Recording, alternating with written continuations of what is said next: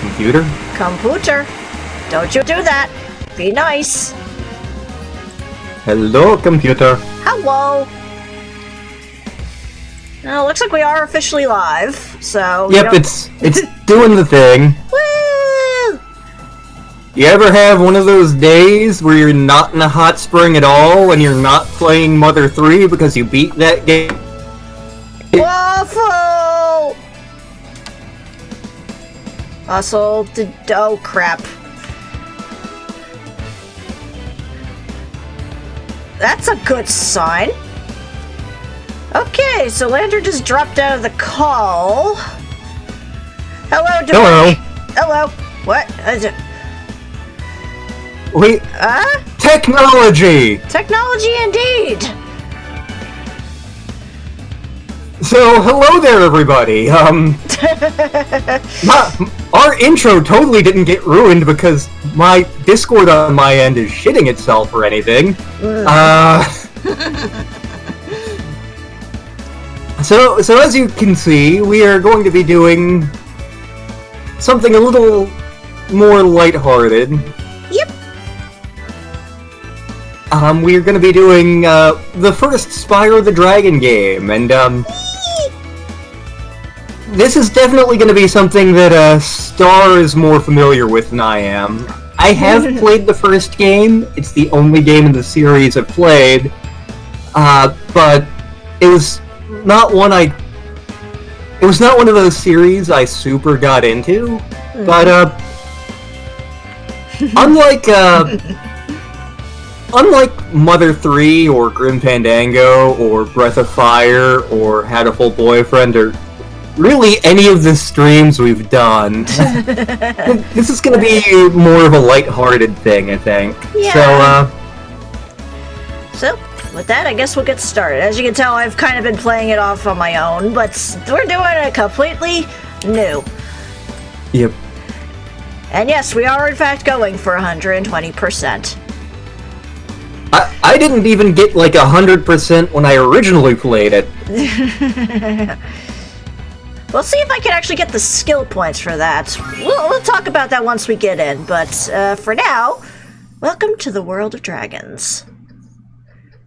Welcome to the sheep dimension. You're not wrong, at least in certain areas. Expect a bit slow with the loading times, just heads up. Oh, like an original PlayStation game. Okay, rolling. It's been peaceful here in the 5 worlds, or is it 6? For a dragon's age, we now have 12,000 treasure, or is it 14,000? What about this Ganasty Ganok character? Now, I understand he's found a magic spell to turn gems into warriors for his cause. I'll take that question. Nasty Nork is a simple creature. Simple? He has been contained in a remote world and is no threat to the Dragon Kingdom. No threat?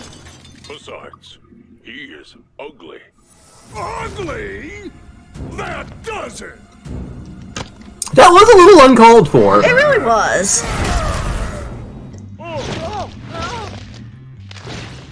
Huh? Looks like I've got some things to do. So that scene always kind of confused me as a kid, because it's like, wait, where do they have televisions? Yeah, that is a good question. But yes, Spyro was saved by virtue of being short. Yep, he got away from it because he was just too tiny. Also, not the best motivation for our villain, but it's fine. As I said about the Christmas thing I'm rehearsing for, I've done more with less. Yeah. Yeah, that's actually why the stream's starting up a little bit late. I had a rehearsal for a thing. Yep. And oh boy, it was definitely a rehearsal. Whoops. Run in the grass. So as you can see, this baby's got quite a makeover from the original 90-something-year-old game from the PlayStation era. I want to say it came out in like '98. I remember it definitely came out sometime after we had gotten Cartoon Network at our house, because I remember Cartoon Network was shilling the crap out of this game. Oh, dang. Yeah, you can even burn the grass. Cool. This is definitely much prettier than those, than the 32-bit polygonal graphics. Oh, yeah. And they really upped the design on the dragons.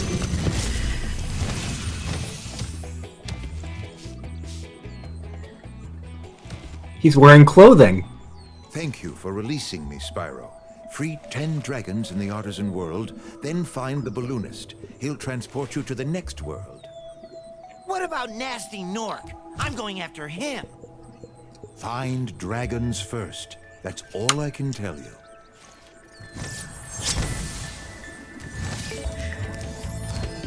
Zap. But yeah, that's not a big thing on terms of storyline or gameplay on this. Just the main thing is just find the dragons, take care of Nasty Nork, do all the other little random side quests along the way. But you have a fun time doing it. It's a platformer from the 90s. It doesn't necessarily have to have a deep story. It's true. I mean, this is the era of collect-a-thon games. Yes. And this guy you can definitely collect-a-thon on. He drops a few different gems. Takes about 3 hits on him. And yes, that is in fact Spyro's voice, who is in fact Tom Kenny, aka SpongeBob SquarePants.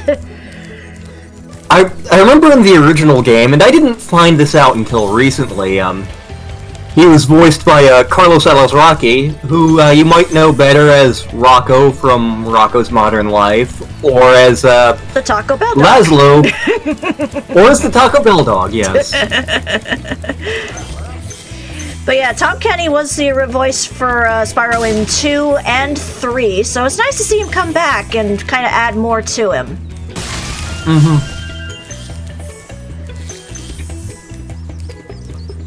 And yes, this is a game with lives. Yes, you can game over in this. Luckily, I'm pretty good at this. I think we'll only be losing most of our lives in one particular area, and we are probably not getting into that in this stream, so... Yeah, that'll be... Oh, cool. Yes, I should mention that in this game, if we look at the guidebook here, you can get different skill points. And if you collect all the skill points, you can actually unlock the art gallery for this. See some of the art behind the scenes. And that's definitely a thing taken from later Insomniac games. So, in the PlayStation 2 era and onward, Insomniac was known for another series, Ratchet and Clank.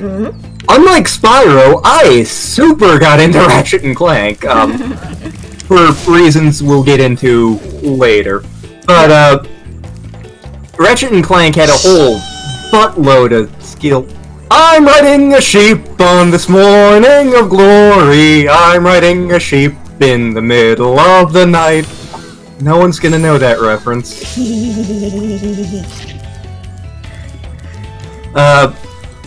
But yeah, the Ratchet and Clank series had a ton of skill points, which unlocked a ton of things, and it was for doing a bunch of ridiculous, tricky things in-game.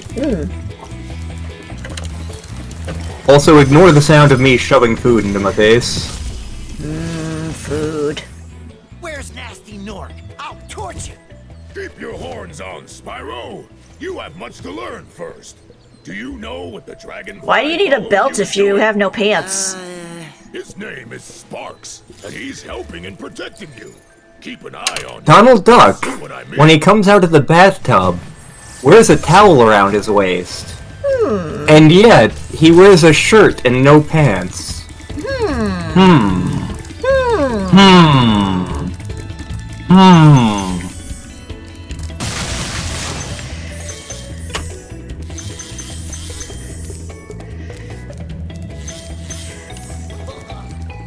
So let's say hi to our little balloonist friend here. Worth by rescuing 10 dragons, then you may use this balloon to fly to a new world. So that's basically Oh, they gave his character Yeah, they gave this character a voice. I hate it. Yeah, he doesn't do much in terms of the gameplay. He's just there to teleport you to different worlds, because there are 6 worlds in total in this game, and you have to do arbitrary tasks in order to unlock said worlds. So... Yeah, and, like, this game kind of takes a page out of Mario 64's book. Instead of having, like, oh, you go to level 1 and then level 2, you get these hub worlds, essentially, and by completing certain tasks within them, you are able to move on to the next one. Yes.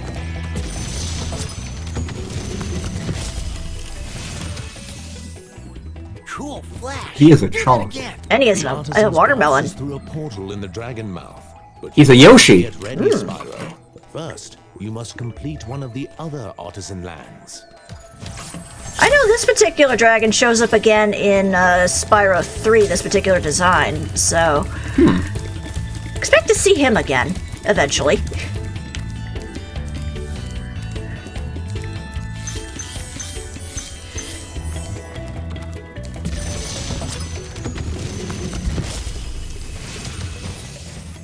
Hey, Spyro! Press the jump button twice to glide. And don't be afraid. Afraid? Of what? Falling from high mountain peaks? Plummeting into prehistoric glaciers? Oh, that. Well, I am now. I think Courage has that hat.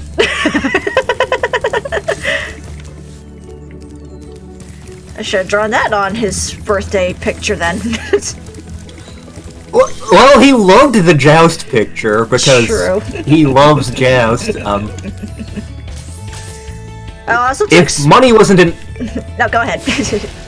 if money wasn't an object, I would have gotten him the Midway arcade machine that has Joust on it. Ooh.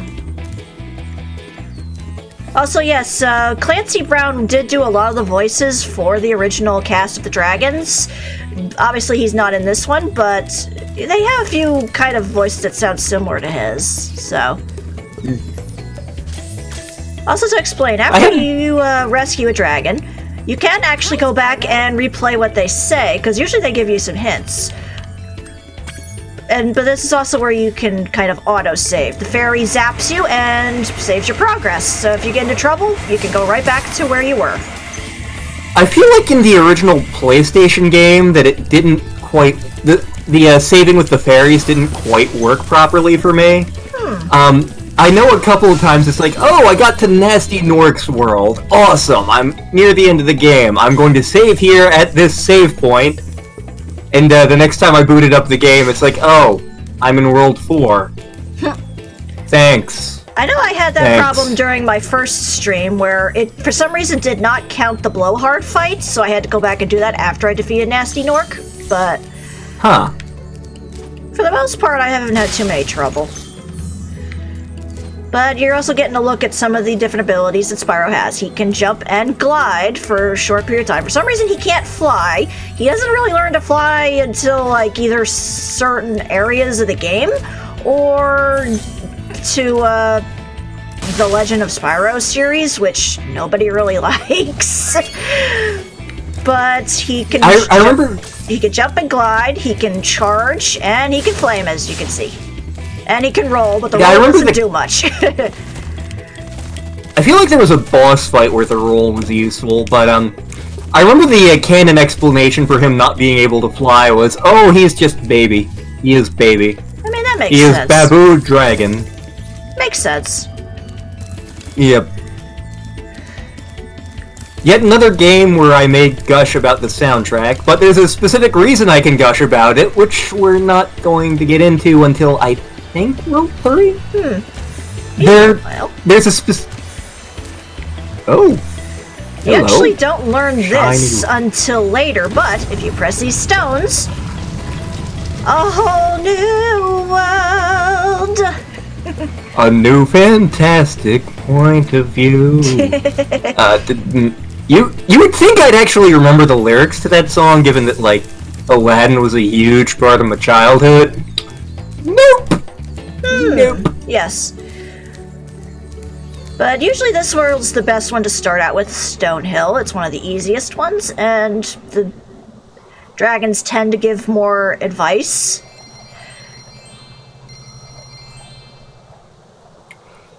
So unlike other collectathons, yes, you you can actually interact with the loading times in this game. Oh, that's always a treat. It really is. Always a treat. Even if it's something simple, it just feels nice. It does. Whee! I forgot what I was going to say. Oh, sorry. Oh, now I remember. So unlike other collectathon games, like unlike Banjo-Kazooie, Banjo-Tooie, unlike Mario 64, unlike even Crash Bandicoot, which is not precisely a collectathon, at least not like this.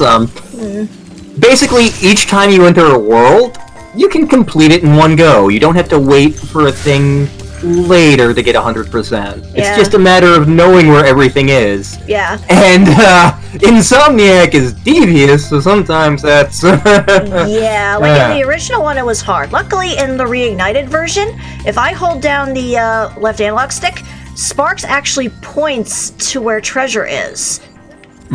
That was a thing I know they did in 2 after you 100%ed, really, but that was in 2 and in 3 after certain mini games. Okay. But in the first game, you were kind of stuck wandering about trying to figure things out. So luckily they changed that in the Reignited Trilogy. Much like me, you use the headbutt way more than you use the fire. When you free a dragon or step on one of their platforms, you're saving your progress. That could be useful if you run into trouble. Not that you ever run into trouble, Spyro. Says the guy who got us into this mess in the first place. You were the one that called him ugly. He is just as the Lord made him. Welcome to this good Christian thread. Oh god, I couldn't even say that with a straight face.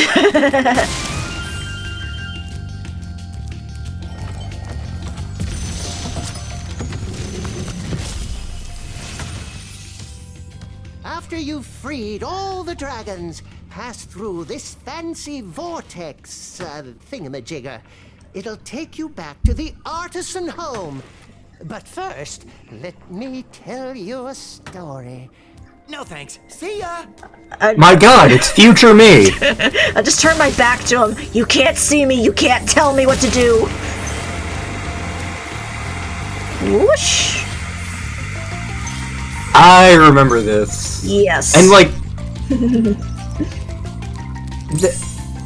Insomniac did similar things in Ratchet and Clank as well, but there's a lot of things hidden off of, like, cliffs, a lot of leaps of faith in this game, as I recall. Oh, yeah. One in particular we'll get to much later, but yes.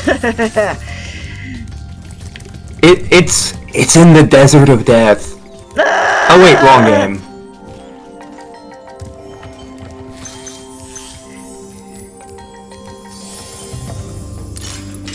Man, those gems look tasty. They really do. I'm hungry, can you tell?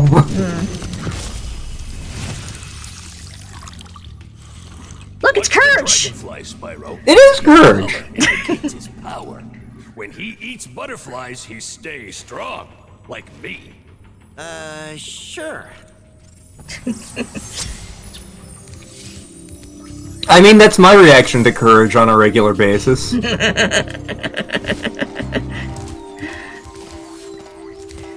But yeah, as Courage Dragon just said, Sparks' health, and thus your health, is based on his color. When he's at full health, he is a yellow. When you get to take one hit, he turns blue. When you take another hit, he's green, and then another hit, he dies, so you can be hit in one go. Best way to keep him healthy is by feeding him butterflies. Where do you get the butterflies? See these animals here? There's your butterflies. Lamb is delicious. I'm trying to remember what all the animals in this game are that you roast. It's quite possible that I have eaten all of them. Yeah. Like, I know particularly in the artisan world, the big one is sheep. Yeah. But, like, in other worlds, there are different other creatures. Like, I know in the next world after this, Peacekeepers, it is rabbits. I have eaten that. In Magic Crafters, I believe it's mushrooms. I've eaten that. In Beastkeepers, chicken. I thought it was frog for that, but Well, I've definitely eaten chicken. There is frog in another level in this hub world, in the artisan world, so you might be thinking of that too. I've eaten that too. Yeah? Let me think. Oh, I know, the mushrooms are in Dreamweavers, I believe. Magic Crafters, what was it? I think it was also sheep and a mixture of rabbits and such. Okay. And then in Nasty's world was rats. I haven't eaten rat, but my dad has. Ah. How about a hint on gliding? You bet. For the longest glide, press the jump button at the top of your jump, and try pressing the action button to drop down mid-flight. You have a huge-ass paintbrush. This is how physics work.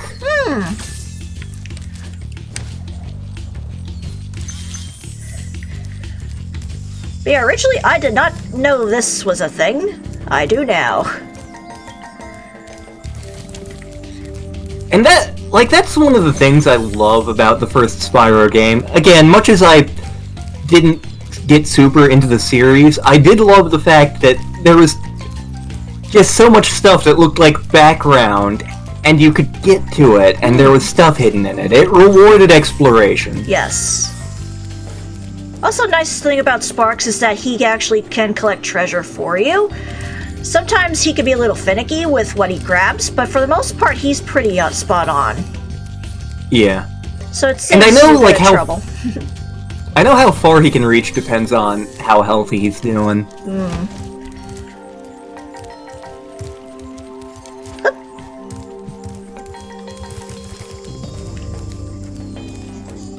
Oh, you guys.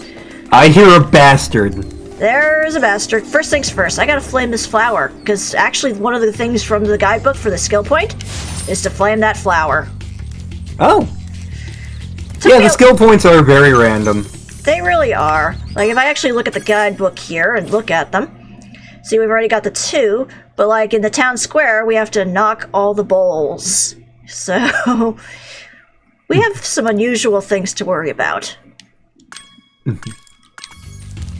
But yeah, you hear that obnoxious laughter? Yeah, amidst various parts of the game, there are these egg thieves. They taunt you, and they are ridiculously fast, and you need those dragon eggs, so... Come here! Stop resisting arrest! You'll never take me alive, Copper! I need to find a way to add the Mickey voice to the Landstar drinking game. Which is not a thing yet, but I'm working on it. He is. With a bit of help from Raver's crew as well.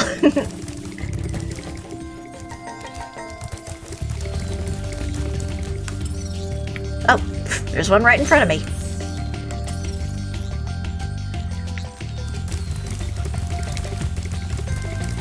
Discord just went super potato on me for a sec there. Oh, yeah.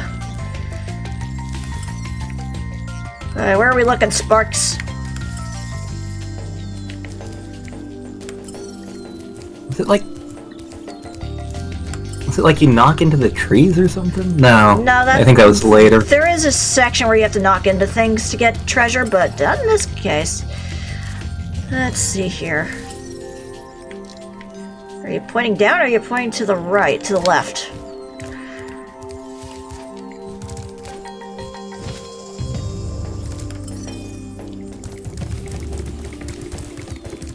Ah. Okay, I'm still missing some though. Yeah, it should be about 7 if I'm remembering right. Yeah. Like, I believe it's 200 in this area. Yeah. Ah, there we go. I actually did have... Oh! Okay, we're missing 3. Yes. I had the player's guide for the original game. Still couldn't get 100% because I'm bad at video games, but Alright, let me head back up top, see if there's anything there. Thank you. Where are we pointing there, Sparks? Okay, I think I see it. Whee! Whee!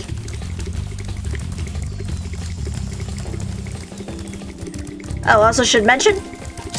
Yeah, invisible wall. Can't go that way. Yep.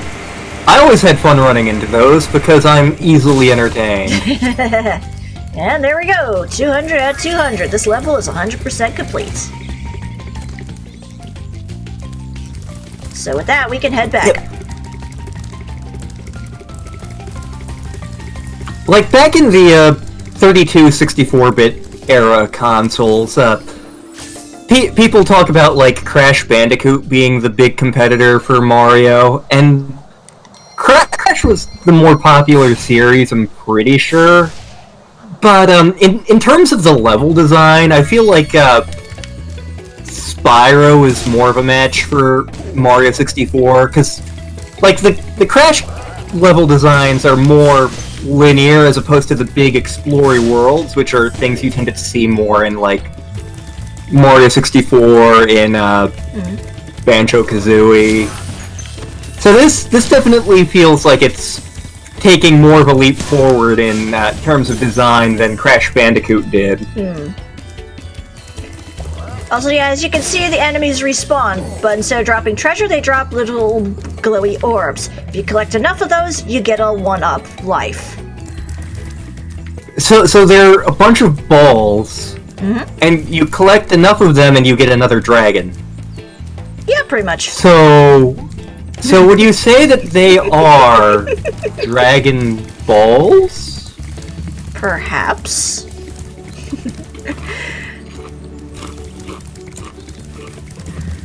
But since we also completed a world, we can actually now enter this dragon mouth and actually fight the boss of this world.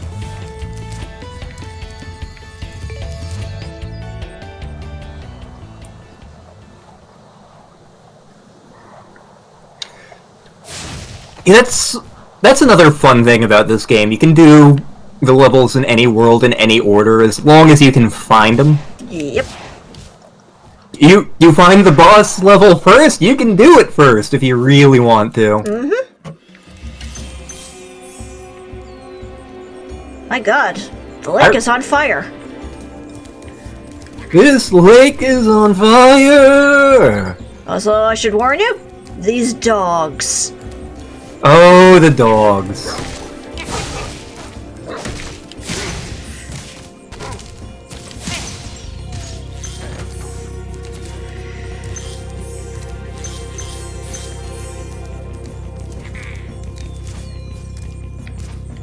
At least the dogs look a lot more friendlier in this one, but that doesn't help their case. I remember in the PS1 version, they were terrifying. They were. Oh, whoops. Hope nobody wanted that. It's fine, it's fine. Yeah. Oop. This is definitely one of the levels where more flaming than charge will be your friend in this. Yeah. So hang on, the thing clicked off of me. There we go. There we go. It's especially jarring considering there's no actual fodder in this, so you have to do it in one go. Endurance challenge. Very much so. Especially with these dogs. Ooh, very nice pictures. They really spruced up the place. I remember as a kid thinking like how ominous this particular track felt from the soundtrack.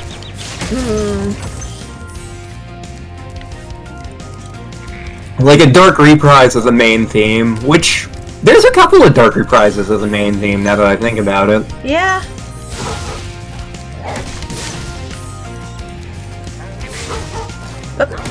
It's funny how much I gush about the soundtracks of games, given that I'm, like, not a trained musician.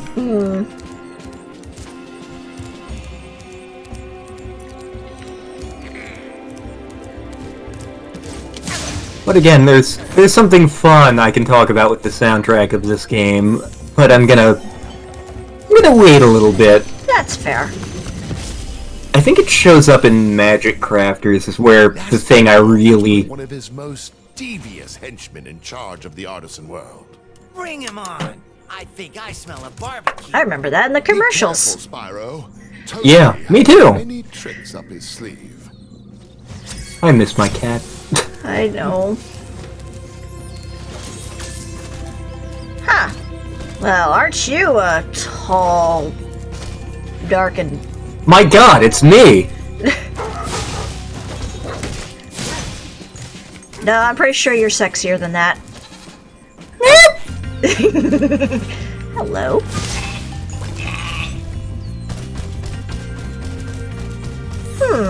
That seems suspicious.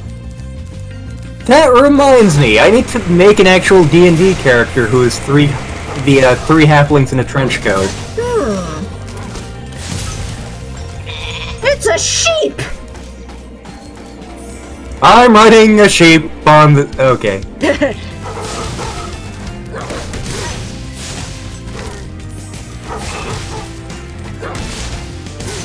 I feel like I'm gonna have to Go ahead. I'm gonna have to share that video in, like, the, in the Mario Galaxy server, because I know at the very least Dork will sort of appreciate it. Also, I just kind of... It's from a... Yeah, go ahead. No, you go ahead. Well, mine's referencing the actual game. You're talking about something else. It's from a Mario ROM hack video, and because I'm a sucker for Mario ROM hacks. But I was gonna say, Toasty here kind of reminds me of, if you remember the old Spyro commercials with the sheep trying to, like, protest the sale of the game because Spyro was hating on the sheep. Oh yeah! He kind of looks like that. We've been having some fun with old video game commercials this week.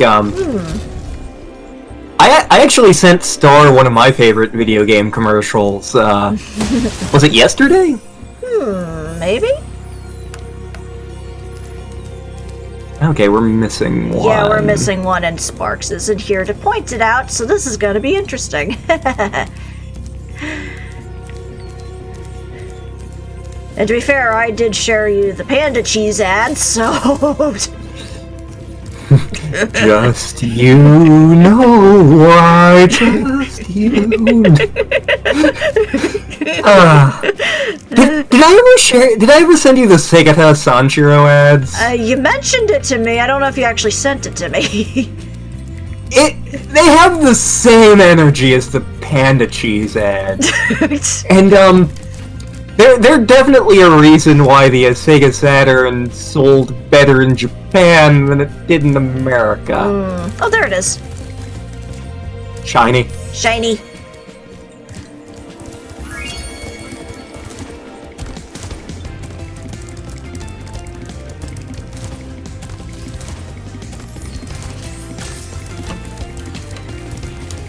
Whee!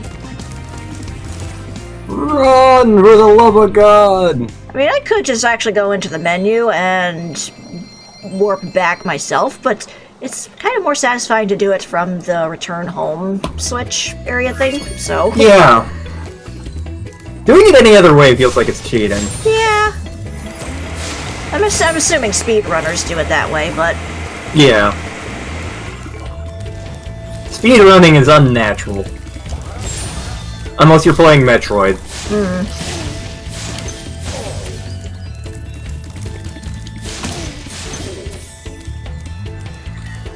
Alright, let's try out the Dark Hollow. This is the one I know that has the frogs as the fodder, so...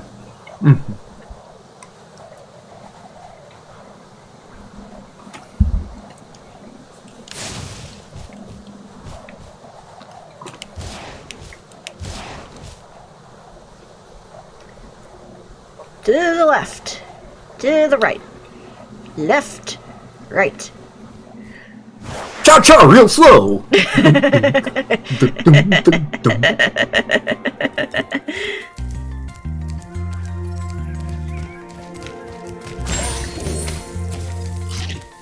That's a lot of books. Weird place to have them stashed, too. Still, nice touch. Yes. But yeah, there's they the frogs. definitely... Murmur. I've eaten you guys. It's been forever since I've been to Two Frogs, but I don't tend to go down to Ardmore very much anymore, because my sister no longer lives in that part of the country, so...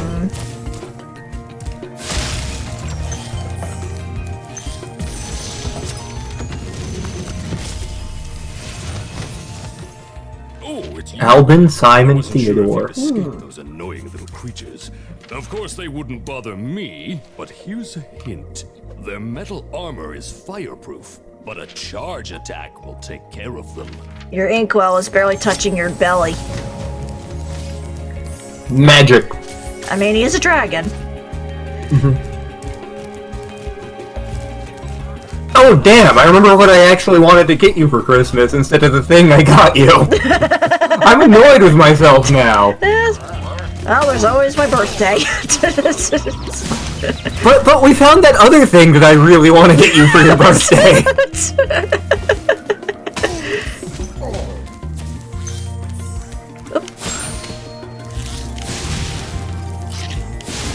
Oh, so where do you get an achievement for actually lighting those bonfires? I remember in the original game, like, there was some treasure hidden behind them, and it was actually legit hard to see it without lighting them. I've eaten turkey legs like that. They have them at the state fair here. I know I've seen them at Universal Studios, mainly because Shrek was there. We actually, years ago, got some at work because the other person in the kitchen at the time really wanted them. Also, weird thing that I saw at Universal Studios, Crash Bandicoot. I mean, he was technically a Universal property. Yeah. So was Spyro, now that I think about it. Well, now I think he's Activision. I think this game is done by Activision, so... Yeah. Technically, because Activision owns so much, with the club cannot be charged, but a quick flame, that should defeat them. So that would have been awesome if you had blown out the candle amidst that. Yeah. But, because of Activision buying and selling things, you're gonna love who, technically does the Crash Bandicoot and Spyro games now. Or at least Spyro. I know for a fact they do Spyro. Is your body ready? Okay. But because it's a company that did another series of games that you enjoy, and that you, in fact, have LP'd. And it's probably not the series of games you think. Oh, nice to know he still does that. Chonk. There we go. Spyro, the past couple of games anyway, have been done by Sierra, of all people. Granted, they don't have any of the same staff that they did back in, like, the days of King's Quest, Space Quest, Torrens Passage, but still, that's pretty cool. It's it's at least nice to know that Sierra is still a thing and they're still making games that exist. We need to do Torrens Passage sometime, but that's a problem for future us. Indeed.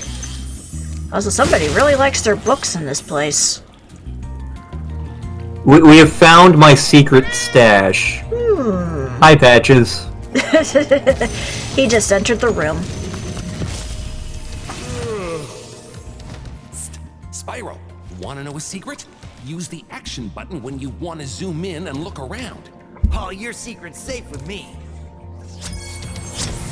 Yeah, we do have that ability. It doesn't really come into play until the second and third game, but yes, it's there. I remember it being useful for, like, getting a better look at, that place far off looks weird. Yeah, in the original PlayStation one, it did have a pretty good draw distance, now I think of it. Okay, I am... Oh, that's right, I have a key.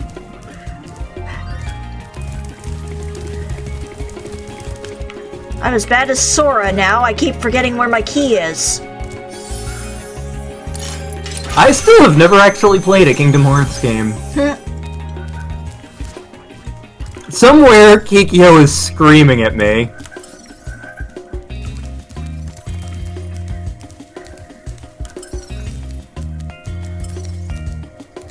Alright, where are you pointing, little buddy?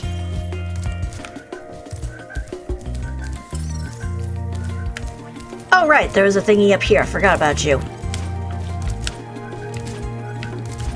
Boing, boing. I love the way they made the movement on him. It just looks so adorable. Yeah, it does.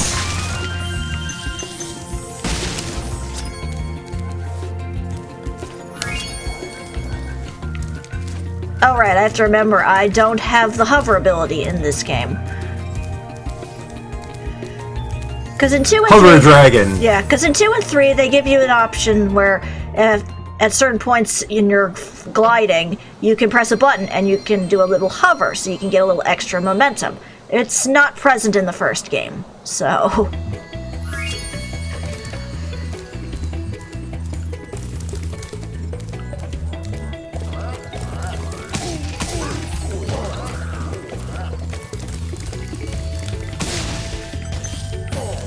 Thank you kindly.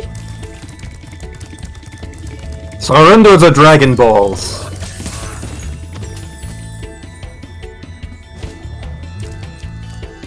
Off to Town Square. As if I recall, in each of the worlds, there is a boss, there is a flying level, and then I believe there is at least 3 other worlds that you can visit. I think it's 3 for all of them, except for maybe Nasty's World. Yeah, I think it's only 2 for Nasty's World. And well, and technically the flying level is a different can of worms, but we'll get to that much later. Yep. Chickens! Ah! Oh god, I remember this song. Also, these chickens look eerily like the chicken from Moana. I still need to see that movie. My niece is a big fan. I still need to see it too. And yes, I do own it on DVD, so... Add it to the date night pile. I'm pretty sure it's already on the list. Probably. Spyro. Begin exploring by gliding to that area with the bulls. Use the Look at that awesome ceramic he's making of us. Or chiseled, whatever. Looks like he was making us into a bookend.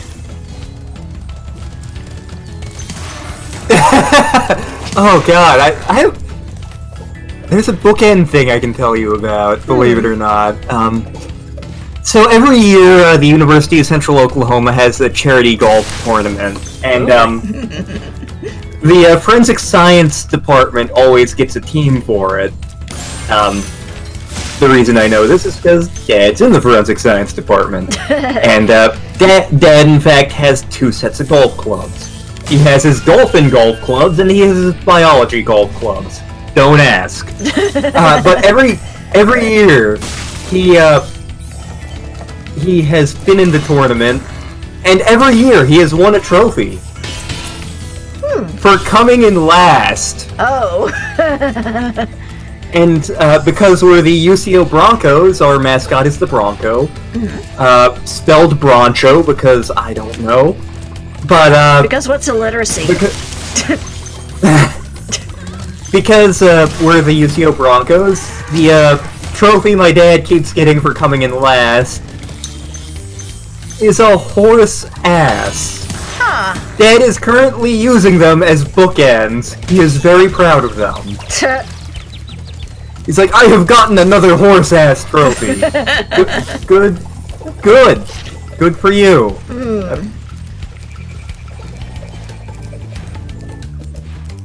Also, yes, I have flipped many a bull. That is actually one of the skill points, is to make sure all these bulls are stuck in the ground. Yep.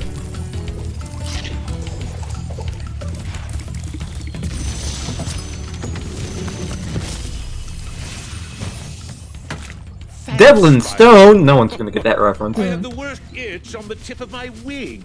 Did you know that you get your Can I have that cake? rides by pressing the jump button at the very top of your jump? It says thanks, Spyro. It's clearly for me.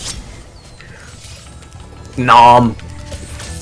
Also, the fact that they're aware of what's going on when they're petrified is horrifying. Yeah. Why did he have time to I make can that think cake? of another game I can think of another game we might stream later in the future where that's also a thing. Spyro, did you see a man dressed in blue running around here? He's a thief, and he's stolen a dragon egg. Give me the food. Yes, please. You literally have a shish kebab on your tail. Feed me. Nom nom nom nom nom.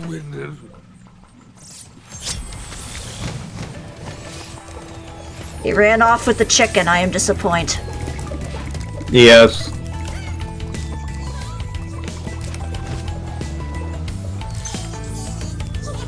Oh, it's one of you again. Come here, you delicious blue bastard. Maybe is blueberry flavored. I'll catch you in a minute.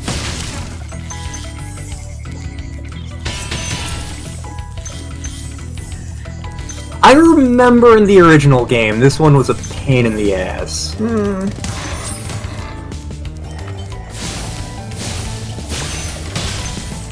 Also, I never really got the gimmick of that one. You have to flame it 3 times for it to spin fast enough to get the goodies inside. I remember in one level, like, I think...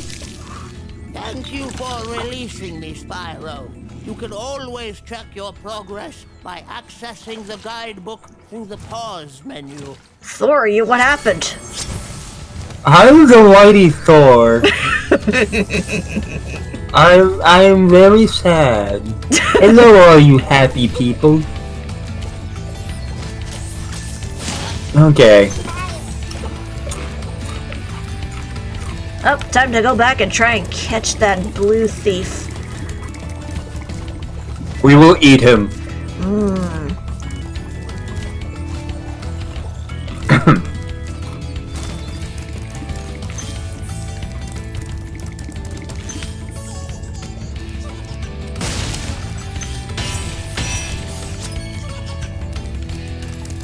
That creature's laugh, much like the laugh from the dog in Duck Hunt, haunts me to this day. Duck Hunt. Oh wow, I got him without even have to chase him. Nice. You're too slow. You're too slow. You're too slow. Shut up, Sonic. Actually, he is blue. Maybe he actually is wearing Sonic for skin. Maybe it is Sonic. Because, I was gonna say, do hedgehogs eat eggs? That's a good question. I'd have to look into that. I know they eat... I'm pretty sure they eat bugs. At the time the original Spyro came out, Sonic had been, very quiet. And also the Saturn just flat out didn't sell well, but that's a rant for another stream series. We actually didn't get a... Between, like, Sonic 3 and Knuckles, we didn't get a, wow. Diagram this sentence. I'm just gonna start over. Sonic 3 and Knuckles came out in 1994. We didn't get another mainline Sonic game until 1999 with Adventure on the Dreamcast. Wow. Also, Spyro can't swim. No, not in this game. 2 and 3, however, he can swim just fine. But in this game, he's allergic to water.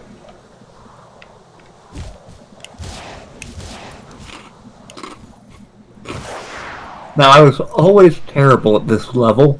Yeah, I was never very good at these myself.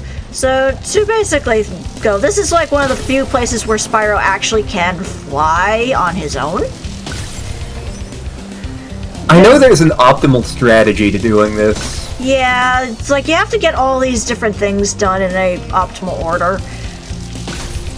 It's not as bad as in later games where you have to do it within a certain, where you can do it in a certain time frame to get a skill point, but it is one of those things where you gotta be quick on the draw, as it were.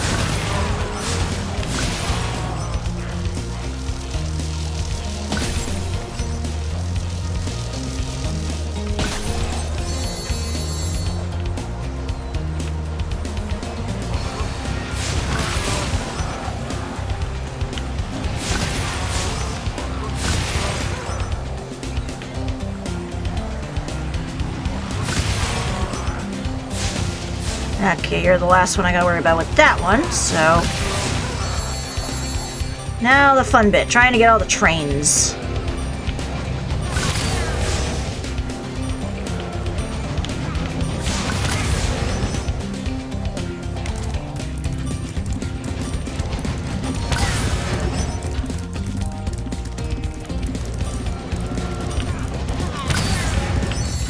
Oh wow, I actually got them all in one go.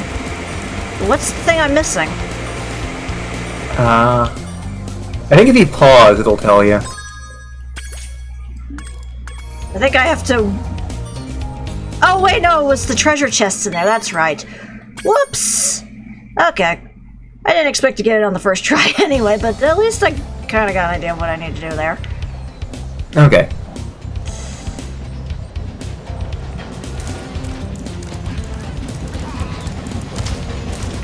Okay, nope, okay, let's try that again.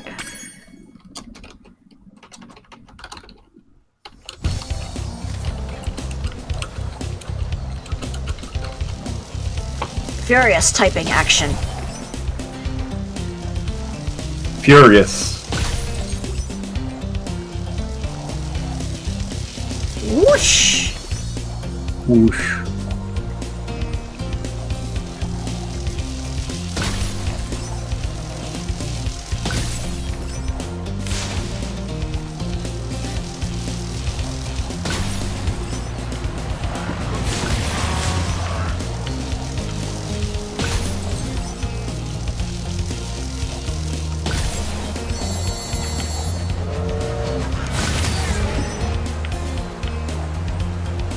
Come here, you little plane.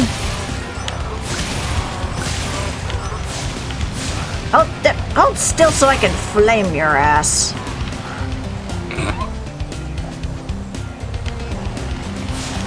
This may be the closest we get to playing a proper Star Fox game in these streams. Emphasis on the term proper Star Fox game. Yeah.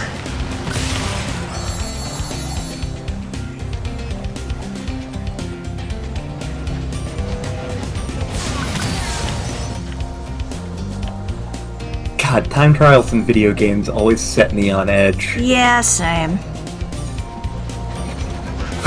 Which is why Crash Bandicoot Warped, not my favorite Crash Bandicoot game.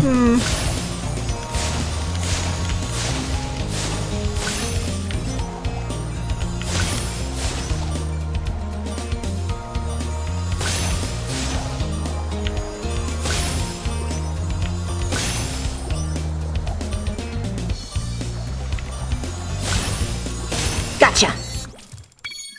Excellent.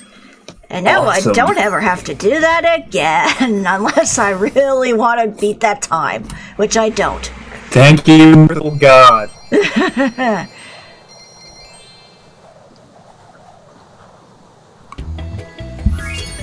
But with that, we have finished up the Artisan World, if my guidebook is any indication. Yep, because we got the Artisans, we got the 3 worlds, the Flying World, and the boss. So now we can head off to the next world.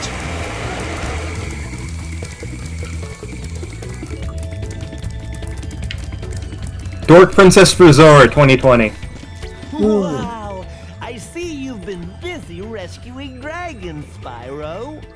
You may travel to the Peacekeeper's world if you like. Are you ready to go? Okay. Oh wait, no, I always really liked the Peacekeeper's world.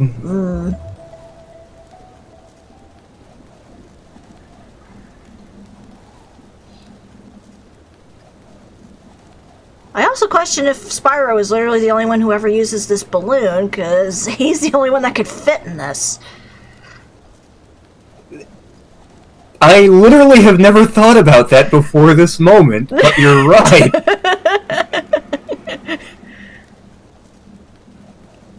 Like, all the other dragons are big and can fly very far.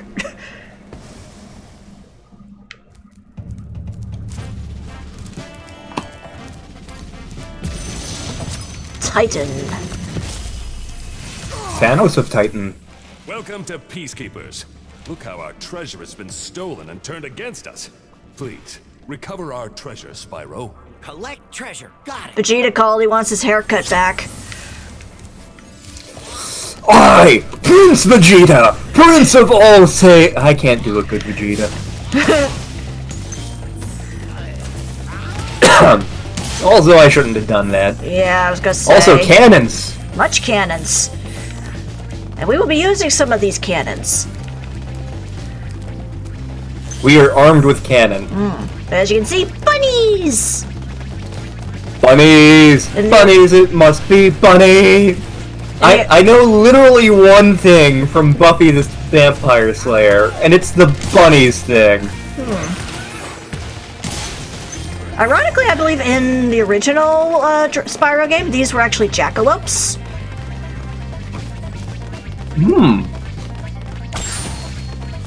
Which would be a bit more satisfying given the jackalope situation in King's Quest VII. Oh, that jerk. Yep. Woo, woo, woo, woo! Ow, ow, ow. Yeah, you better go hide in your tents. This I vividly remember. Yes. And there we go, we got a skill point for putting a few of them in the tents. Intense tent action. Yes, but you still need those treasures, so... Don't you dare moon me! Bad if my neighbor tried to do that with my mom. I was actually taught the concept of moving by a celebrity, believe it or not. So, back when I first moved to Virginia, so this would have been back in, like, 1990, we lived next to a family known as the Williamses, and,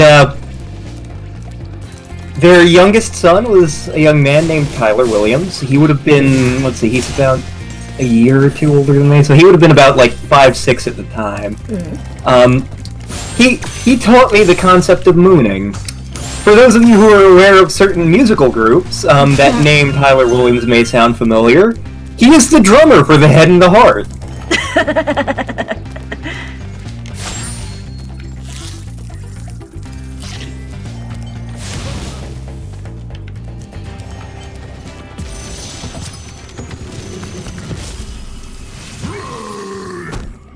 Hey, Spyro. Sparks the Dragonfly has been doing a good job. That is a chonk. He is. He could be a sumo wrestler. Strong by feeding him lots of butterflies. Actually, with the way he's dressed, he could be a sumo wrestler.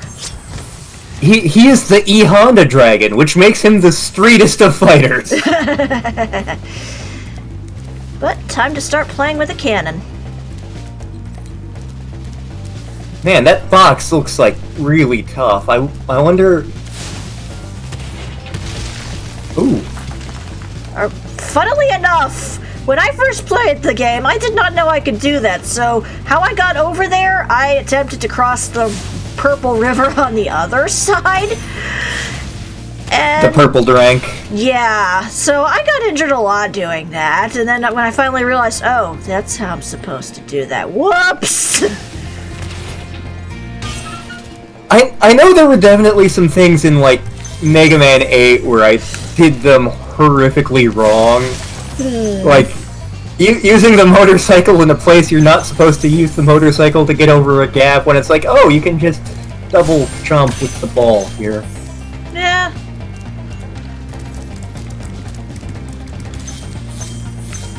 Also, cactus. It's fine. Cactus. So we're in the southwestern U.S. Got it. Cactus is delicious. I mean, Sokka clearly liked it. Yep.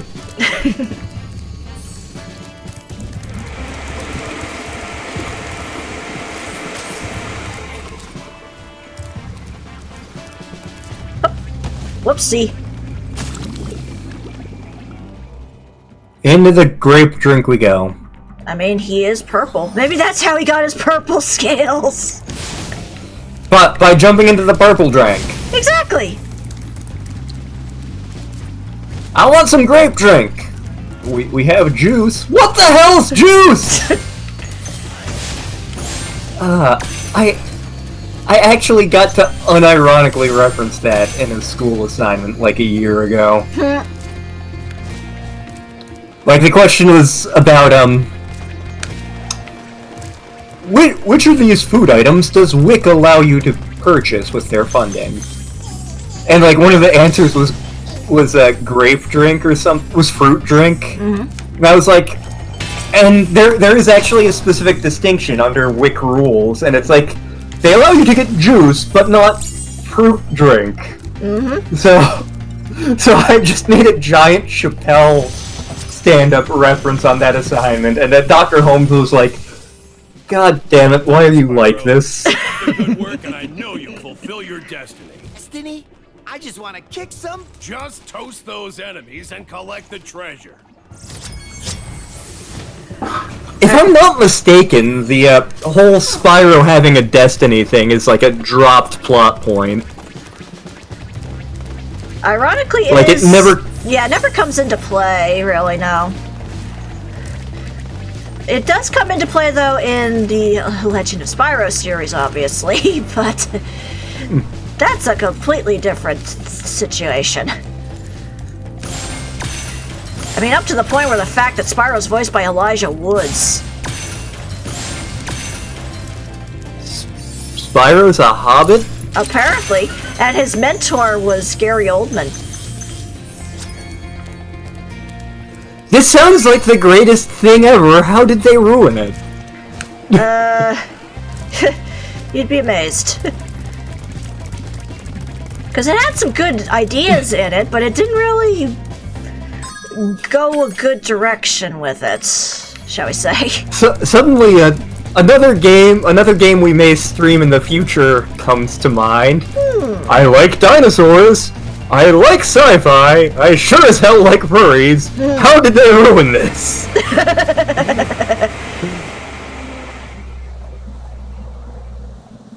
Here is the one boss I actually remember from this game.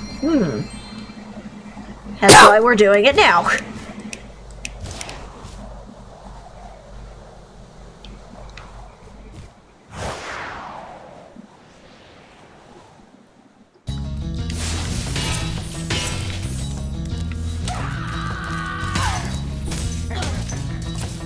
My god, you were creepy looking in the original. Now you're really creepy.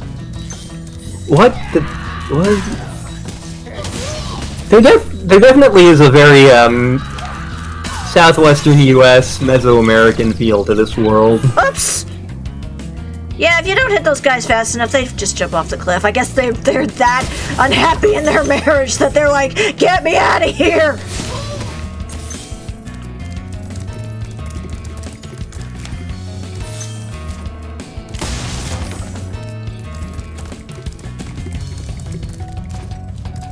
This may be the most informative stream we've ever done.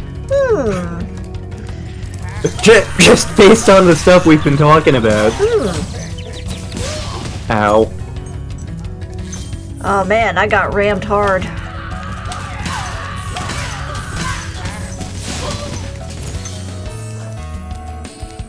I really dig the music for this level. I mean, once again, drink every time Lantern raves about the soundtrack of a video game, but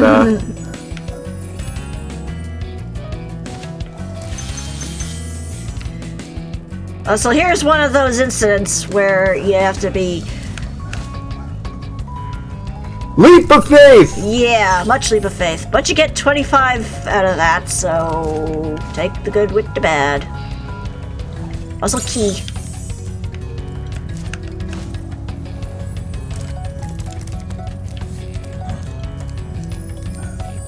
I saw another fat lady. Yeah, she's right over How there. do we... Okay. Okay, I think I might have to go up the top thingy to do that one then. Okay, yeah, okay, I vaguely remember that. I thought maybe I could make it from the other end. Nope!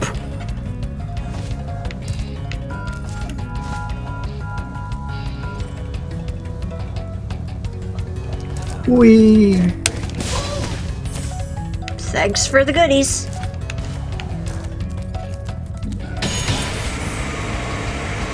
Let me just make a double check around here, just to make sure. Nope, we're good. Okay. Remember, think like Insomniac, leave no stone unturned.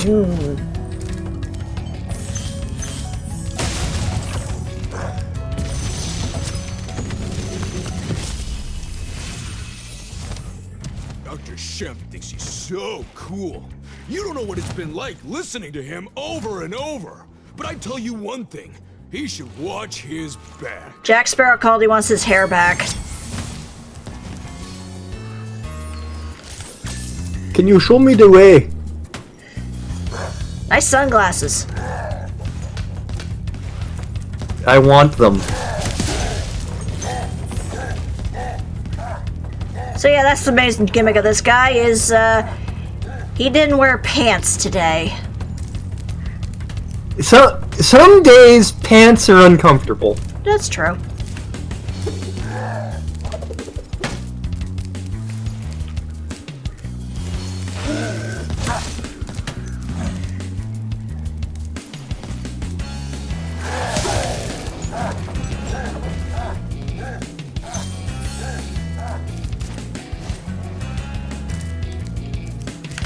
They definitely slowed him down in this version. He was a lot faster in the original.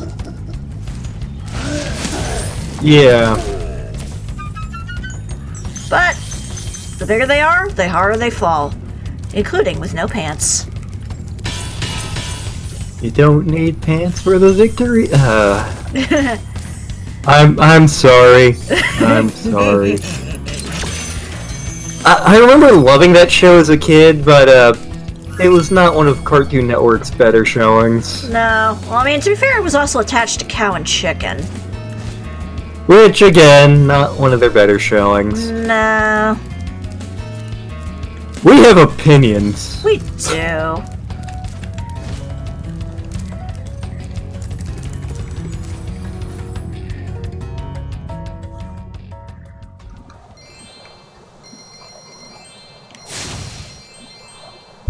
The sky is as purple as my scales. I had to stop myself from bursting into a Stevie Ray Vaughan song there for a sec.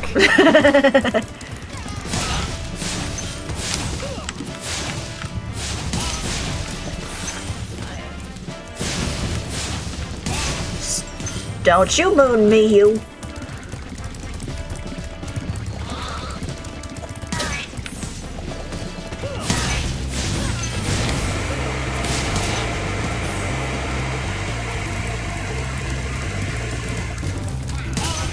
You were a little confused there, buddy. That's okay.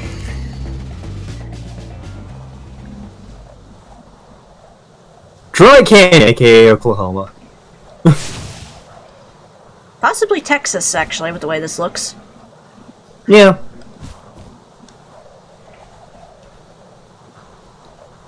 I actually know a guy who got thrown out of the Alamo. Oh, fun.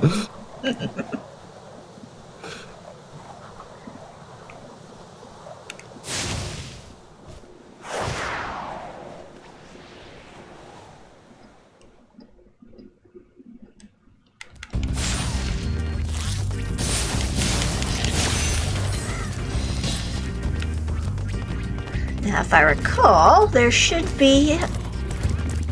There you are! Come back Easy here! bastard! Come back here with my lunch! I mean that baby! Ah! It's a baby! I was not expecting to make Austin Powers references tonight. But then again, if Luna the Silver Star story complete can do it, why not me? Yeah. That would be a fun one to stream sometime. I think it's on the list, actually. I believe it is, yes.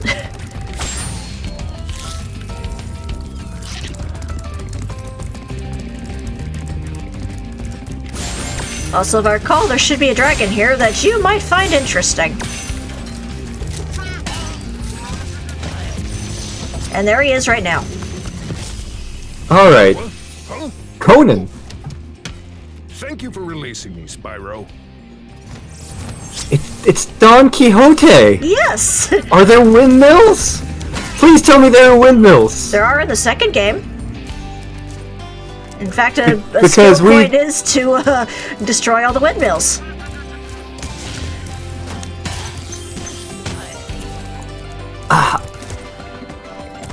So I remember at some point Courage and I had been watching G Gundam, which is our favorite Gundam show.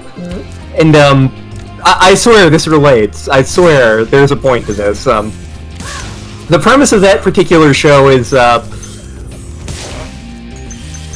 there are all these space colonies, each owned by different countries, like Neo-Japan, Neo-Hong Kong, Neo-Russia. And basically they each send a robot down to Earth every 4 years, and they have a big fighting tournament to see which country will rule the world. And so, like, the French Gundam is like a duelist musketeer guy. The American one is like a football player that turns into a boxer. And the one from Holland is a windmill. And Courage made me realize that they missed a golden opportunity. Because the one from Spain is a bull. It should have been a Don Quixote.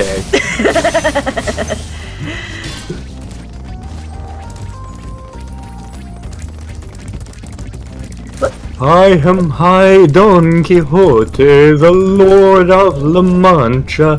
My destiny calls and I go.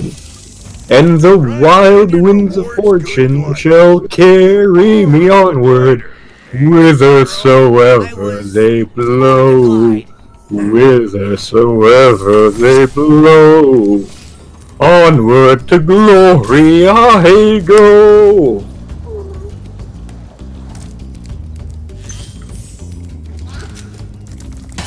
So that happened. Yeah.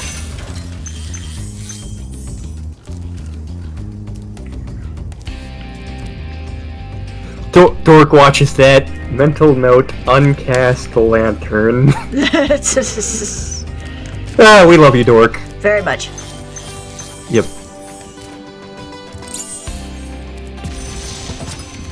God, I'm sorry I keep raving about soundtracks, but I thought I'd be stuck here forever with those ugly vultures standing on my head. Those birds might look tough, but they're pretty tasty. Flame broiled with a pinch of salt. I went to the trouble of finding you, and you gave me a recipe. Thanks. I went through the trouble of finding you, and you gave me a recipe. Thanks! we have two entirely different mindsets.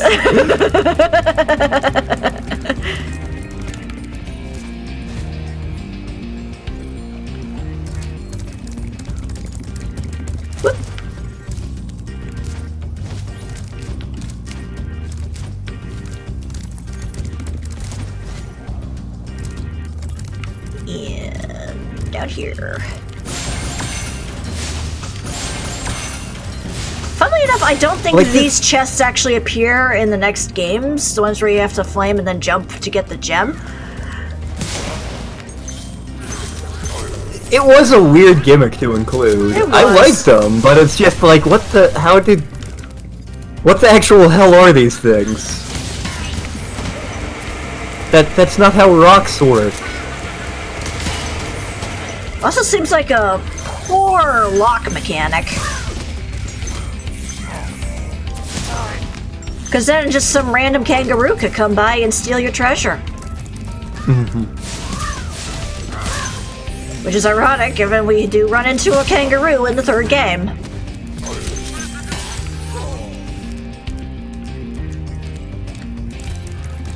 We wind up in Dragon, Australia. Ironically, she is raised by Swedish goats. Huh. Huh. Is that you, Spyro? Are you the young dragon I've been hearing so much about? Ever since you were a wee puff of smoke, we've known, You've known... I forget. This isn't my teddy bear! We've known that you'd wear a traffic cone! I mean, his horns kind of do look like traffic cones now that you mention that. Wow, I'm having trouble with my voice tonight. Good thing we're playing a platformer and not an RPG. Yeah, luckily there's voice acting here, so you don't have to. That's gonna be an issue whenever we get to Star Ocean: The Second Story. Just because there is voice acting, but only in the actual battles. It's terrible voice acting, at least in the version that I have. Yeah, because I think they improved upon it slightly in the remake they did for the PSP, but... Oh, they definitely did. Leap of faith! Leap of faith!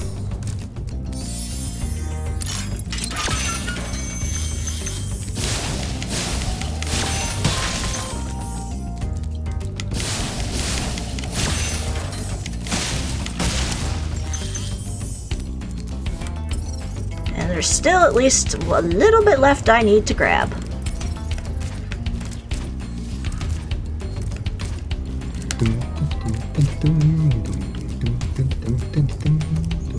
Whee! Oops. Where is you? Oh. Collision detection. Oh, there we go. That's right.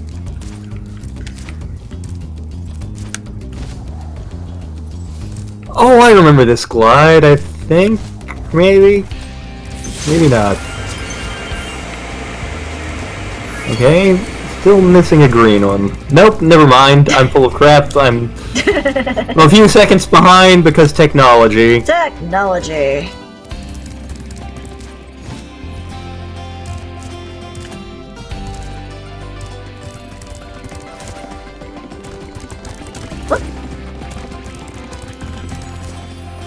Whoosh! Whee! I want to rub Spyro's belly. It does look quite rubbable. Yep. I'm glad they made him look cute, unlike in Skylanders. I never got into Skylanders. A friend of mine did for a little bit. I'm not a fan of Toys to Life games in general. Like the only reason I got Starlink, which I've never finished, by the way, it's because, like, the gameplay itself genuinely looks good, and it is a fun game, but, like, having to shell out more money for more weapons to be able to complete the game annoys me on a deep, fundamental level. Yeah. Like, it's not the same as... It's, like, not the same as, like, a DLC expansion where it's like, oh, you bought the game, but have a bonus thing. It feels more like, oh, you bought the game, here, spend more money for basic functionality. Kind of like with the amiibos as well. Yeah. I'm gonna laugh if, like, Courage or my sister have gotten me a pile of amiibos for Christmas, and I'm just gonna be like, oh, thanks. I could. Well, if they do, I will actually be grateful, but... But then it'll be like, okay, I guess I can start playing Othello with these guys.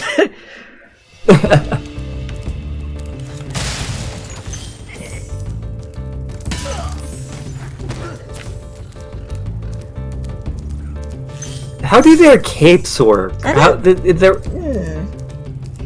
It's metal, but it's like cloth, and I am a bamboozle. Yeah. It turns out that it's adamantium. They stole it from Wolverine. Okay. Also, yes, flaming the cauldrons produces gems. They needed their daily dose of silicon? Question mark. It didn't help them. Oh, that's right. They got the frilled lizards as fodder in this one. Oh yeah, I have not eaten those. I have eaten alligator though. And have fed alligator. Yes, I have. On more than one occasion. Like the first time I fed an alligator, I was like 4, and it was a small one, and we gave it like a rat or something. It was very morbid. Feeding it the chicken was much funnier. Because by that point, that one was a biggin, and we just toss in like the entire chicken, and oh hey, look at him go. Whoops.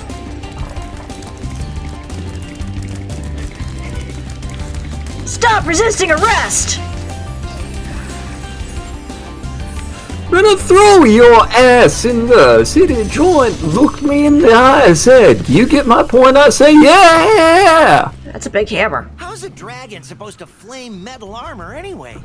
Remember, Spyro, flame won't work on metal, but charging with your horns, that should do the trick. It looked like that hammer had a face. It was I feel like one of the hammers in Zelda has a face on it, so maybe they hijacked it from there. That's a possibility. Although this game doesn't have, I don't think, any kind of references like, say, Guacamelee did. Oh yeah. Guacamelee referenced literally everything. Oh yeah, the Treevee Tropes page on that was huge. I had a lot of fun going through that.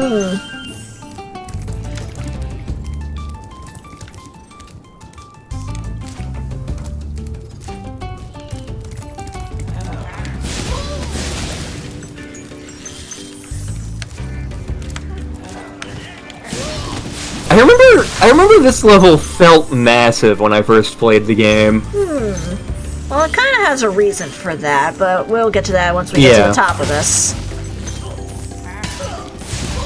Kind of reminds me of New Mexico. Yeah, even down to the characters' outfits, really. Yep.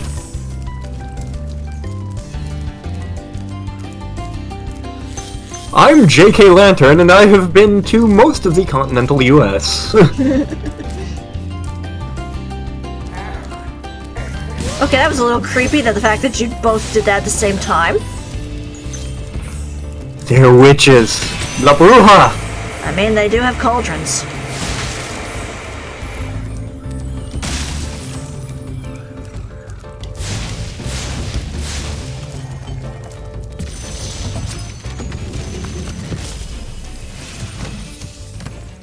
Hey, what's on the other side of that river?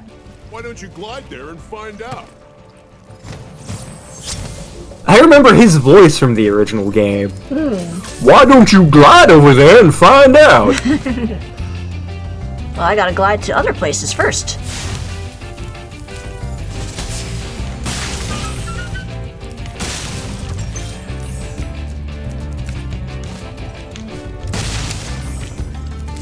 Whee! Do you suppose Spyro is grape flavored? That's a good question. Maybe he's Tipo. My god. I mean the Tyrant Dragon form was kind of purpley. Yeah, and he was a purple dragon when he turned after he died, so... Yeah.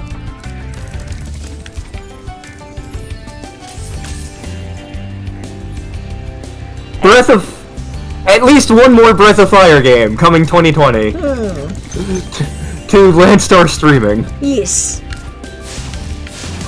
We do need to decide what we're doing precisely with that, but that's not a thing we have to decide right now. No. Let's just flame some buzzards.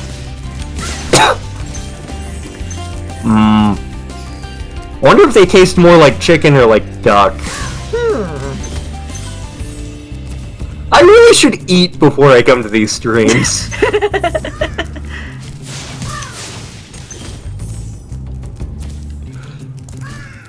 Of course, like, Meg, Anna, and Waffle in the future are just watching this and going like, you know, you could take off like the last half of that sentence and it would still be accurate. You should really just eat.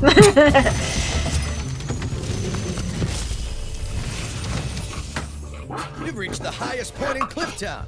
You can get to almost anywhere from here. If I were you, I'd use that whirlwind over there. Yeah, but the whirlwind wasn't there until I talked to you. So I can't exactly use it until you tell me that it's there.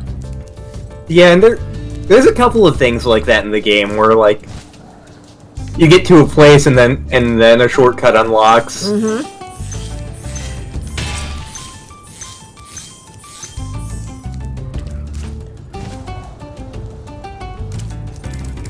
I should take off my boots, because they're getting uncomfortable.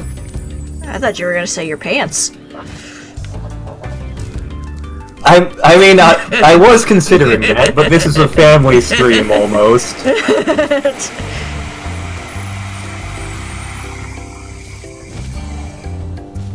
Oops.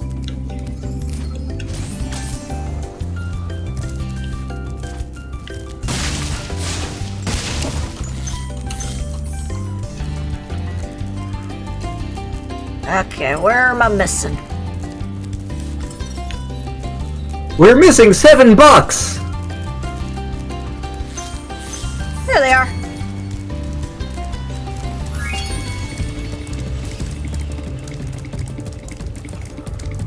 But my god, I didn't realize Spyro was Tipo the whole time. That makes him even better. It's true.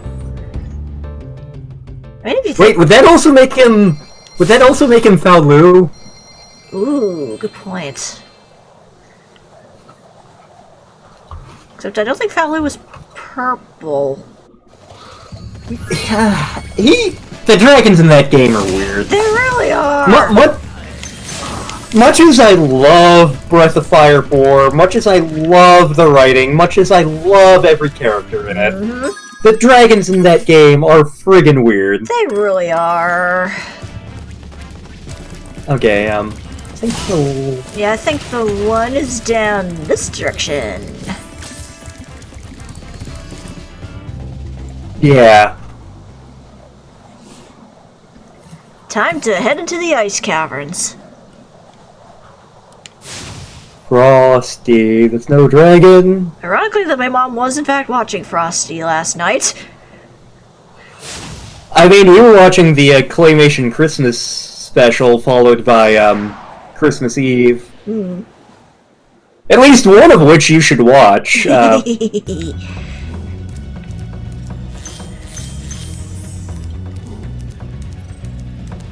Is this the level?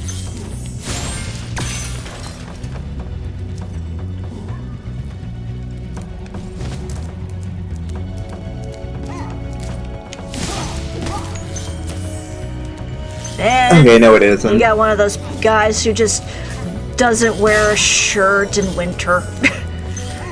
I'm feeling cold out right now. Oh, that's right, there are bats in this one for the fodder. Oh. I have not eaten bad. A word of caution, little one. Wait until you grow big, like me, before charging those large enemies. Fusroda? Fusroda! I mean, your name was Ulrich, not Ulfric, but still. See, when I see the name Ulrich, I think of something else, but that's because I was a gigantic Battletech nerd at one point. I'm like, oh hey, Ulrich Kerensky. The Ilkhan! Bless you.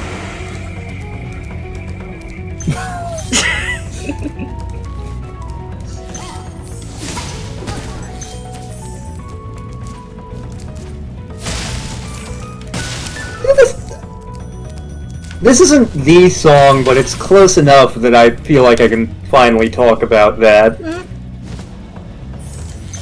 So, I remember sometime in the early 2000s, I was flipping through the channels, and there was a thing on Nickelodeon called The Amanda Show, starring Amanda Bynes, and it had just been ending that day, and so I'm flipping through the channels, it's the ending credits of that, and I think to myself, huh, this ending credits tune sounds familiar. It sounds like a Spyro the Dragon song. So I popped in Spyro the Dragon and played it for a little bit, and I was like, yeah, this... In the ice cave, armor can make their feet very slippery. I was like, yeah, this sounds... The two songs sound very much alike. I wonder if it's like the same composer. So keep in mind, this is like when Wikipedia first started being a thing. I go to the internets, go to the Google webs, and I'm like, composer for the Amanda Show theme. Like, the theme song for the Amanda Show was composed by Stuart Copeland. And I'm like, wait, it can't possibly be that Stuart Copeland. Click on the link. Stuart Copeland, the drummer for The Police, also known for composing for this film, that film, The Amanda Show, and Spyro the Dragon. So I was like, holy crap! The drummer from one of my favorite bands did the soundtrack to Spyro the Dragon. Awesome! And actually, one of the songs from this game, like he has a compilation album of like the greatest things he's done. Like there's some Police things, and then various jazz compositions, some symphonic works he's done, and then one of the songs from this game, I can't remember which one, is on it.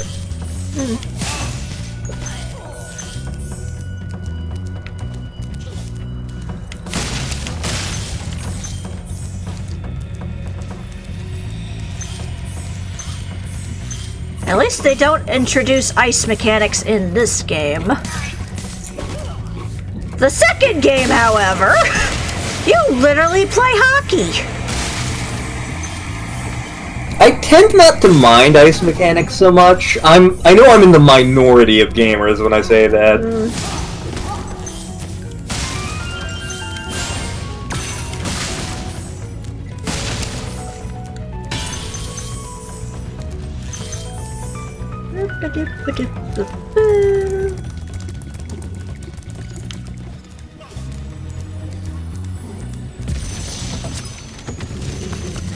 Asher. Ashton? Kutcher? Spyro. And now, where was I? You have coconuts for a necklace. I was thinking it more looks like the prayer beads that Akuma has in Street Fighter. Also, a certain someone else has those kind of prayer beads, actually. God damn it, Gar! Actually, he did kind of look like Gar. Just purple. Gar, quit trying to pass yourself off as a dragon. But, well, if T-Po's in here, then Gar has to be too. Of course, after we find Gar, things start going wrong.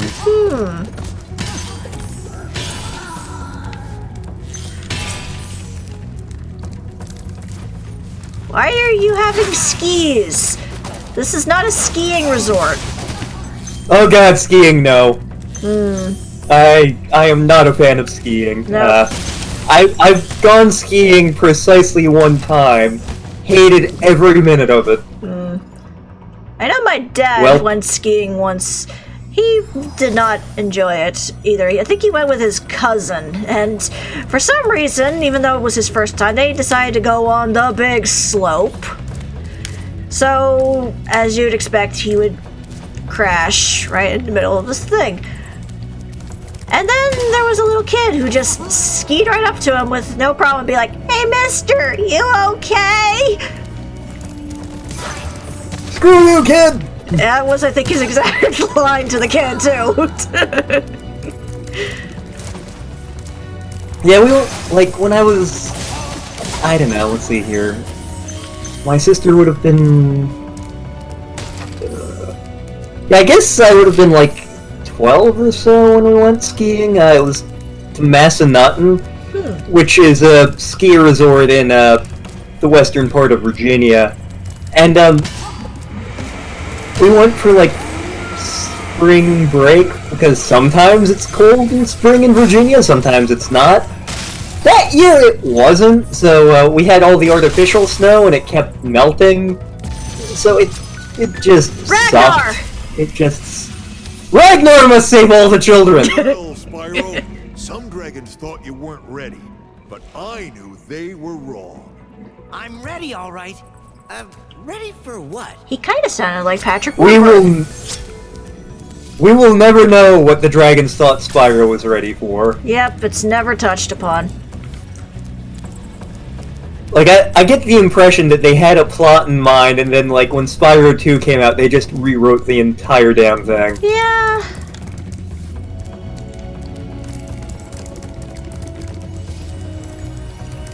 And then The Legend of Spyro came out, and then it was like, you had one job.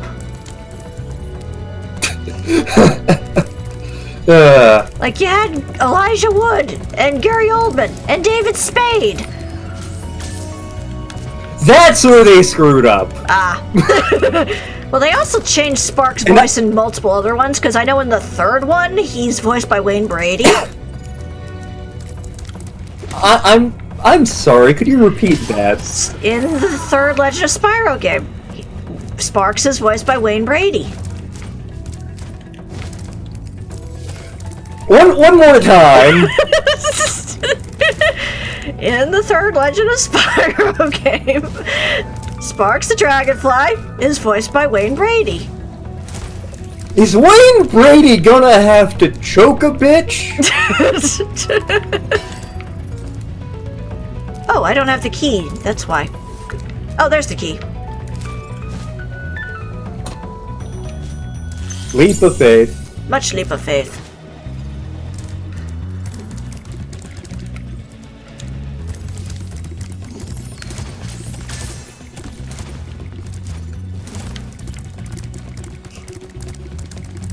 I forgot who it was that voiced Sparks in the second game. It wasn't David Spade, though. I like David Spade, and I feel like casting him in something with Gary Oldman and Elijah Wood is a mistake. And then there was also, I believe, I think it was Cree Summer that was the voice of Cinder, so... Huh.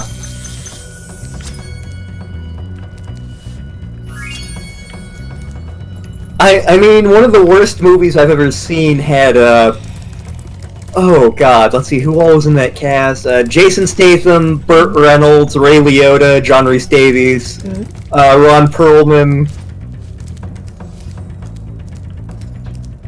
In the Name of the King. Oh, yeah. It was a Yui Bowl film. We watched it for Bad Movie Night one night at William & Mary, and, that is literally the only time I ever saw Tex, the guy who organized Bad Movie Night, walk out in the middle of the movie. Wow. Like, even in terms of bad movies, it was painful.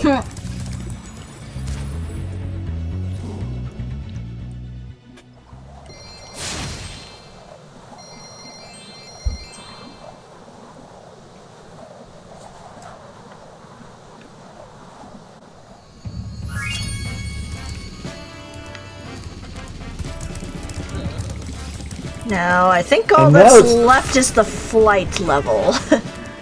Which we're probably going to be quiet for, just so you can concentrate. Maybe. Night Flight, wasn't that a Crash Bandicoot? Yeah, I think it actually was.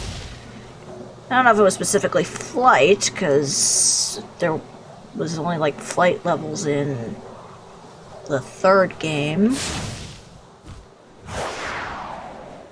And they were all planes, and they were all during the daytime. Whee!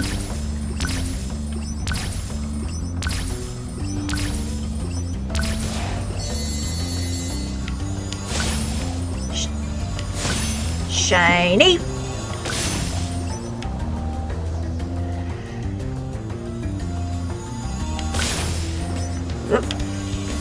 Oh.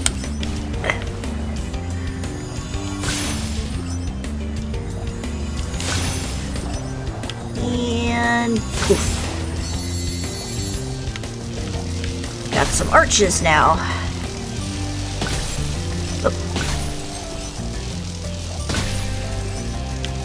This one's gonna be a close one, I think. Oops.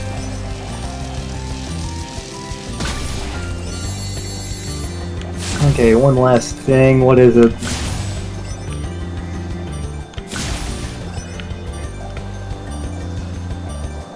I went the wrong way, didn't I? Okay. Good to know. At least this one's a little bit more straightforward than the last one. Yeah. Although, to be fair, this one I think they expect to be your first one, because the one in Artisan World, you don't learn that particular one exists until Magic Crafter's World, so...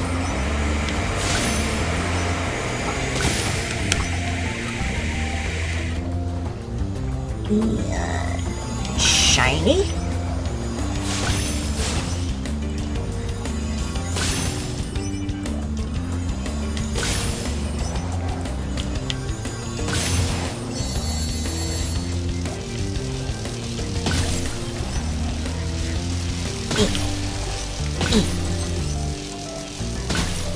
I'm surprised it doesn't hurt, though it looks like electricity.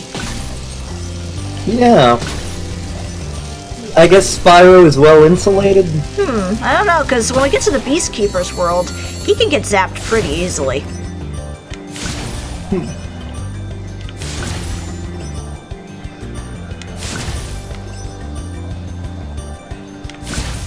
These ones are a little bit more spread out.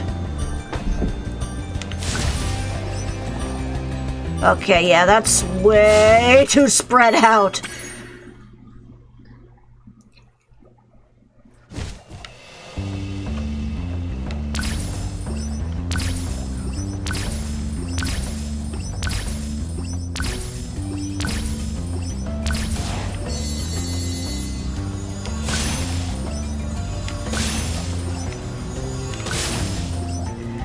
I will get you, you shinies, you. Nom. Not even sure what's in those chests now that I think of it. Cheese. Cheese.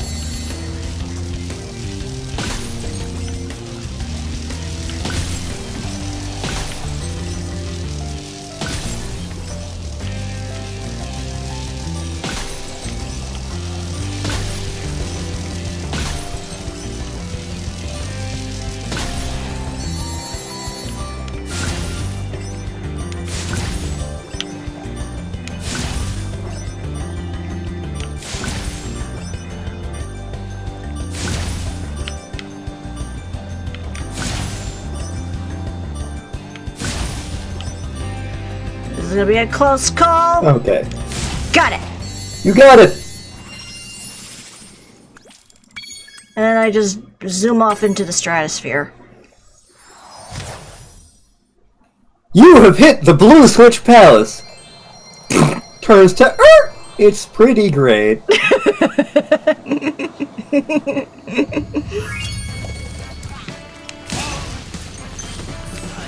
Thanks for the shiny. Thank you for the Dragon Ball. I think that's all the worlds here. I'm pretty sure it is. Yeah. Yep, okay, so we're already heading into the Magic Crafter's world. Wow, we're going faster than I expected. I can't believe how fast you found so much stolen treasure. I know. You don't get to talk either. But he did. That's fine, I just bounce on his head. Goomba Stomp.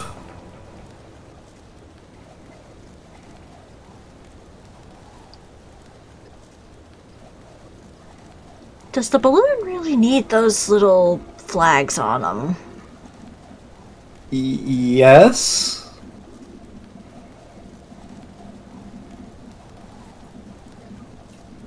I mean, the sandbags I know are important, but I don't know about the flags. The flags make it go faster. You say that and then it just lags like hell. Oh, I thought that was Discord. No, the game, weirdly enough, this one tends to have a bit more lag to it. Spyro 2 was not giving me as much lag as Spyro 1 when I was playing through it. Huh. I remember this song. I remember these chicken men. Welcome to Magic Crafters. I want you to release the dragons, reclaim our treasure, and recover the eggs from those pesky blue thieves. You know, your original voice actor had a nice "rrrr" in their voice.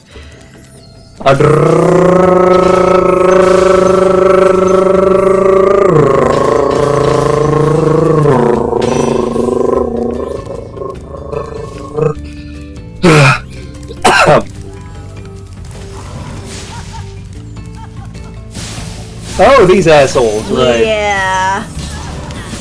Oh! Well. That makes things easier.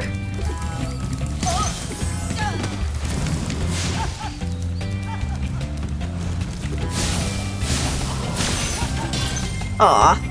I almost would have gotten you if it weren't for that pesky meddling kids.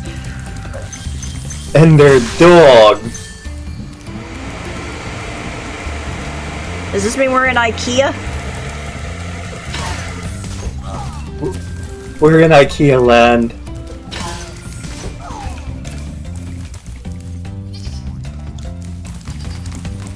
Bastard! Come back here!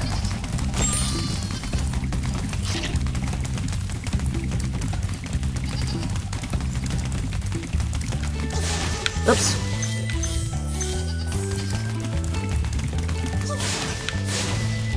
Stop that! I'm gonna get you. I got you. Where am I storing those eggs, by the way? But.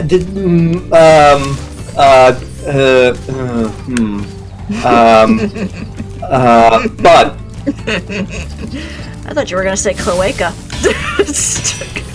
I was considering it.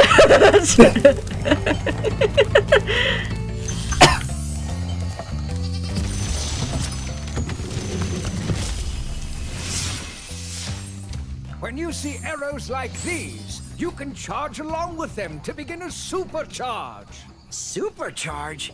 Excellent. Go ahead. Try it. Gambit? Ah, Gambit.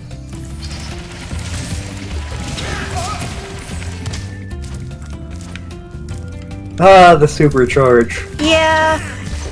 This We is where will have opinions on this. Yes. Not so much in this particular world, but yeah, this is where they're first introduced.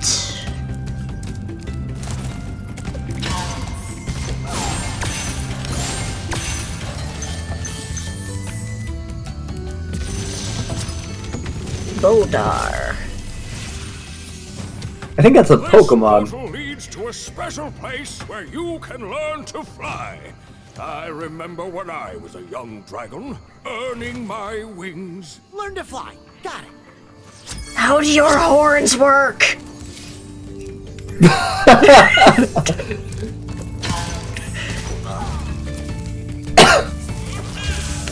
Hey, look, it's Vivi. Oops.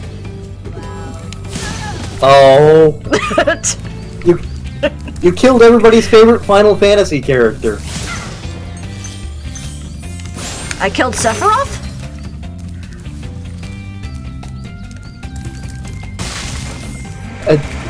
I am sad now.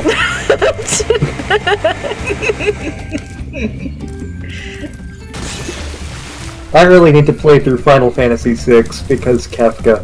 True. Who I'm pretty sure is better than Sephiroth. He is, but let's face it. Kefka's not that hot.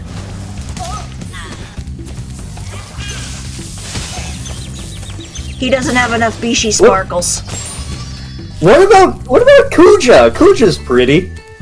True. He does have a nice thong. Where is he hiding his tail? Was the question. His tail is the thong.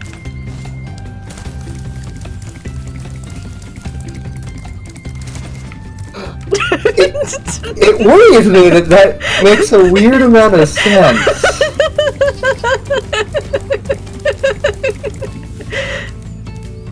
Lore, Kikyo, you guys know more about Final Fantasy than me. You guys need to weigh in on this.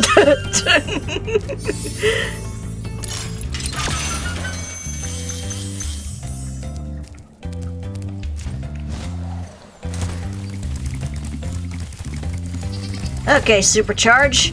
You're not going to be of much use in this particular level, but you're going to be a use now.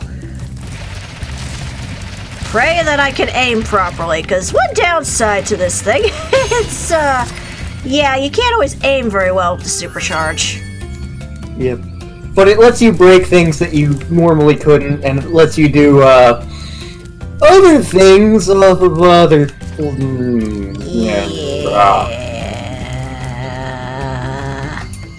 Have you ever wanted to take, like, a careening dive off of a cliff? Welp! Mm-hmm.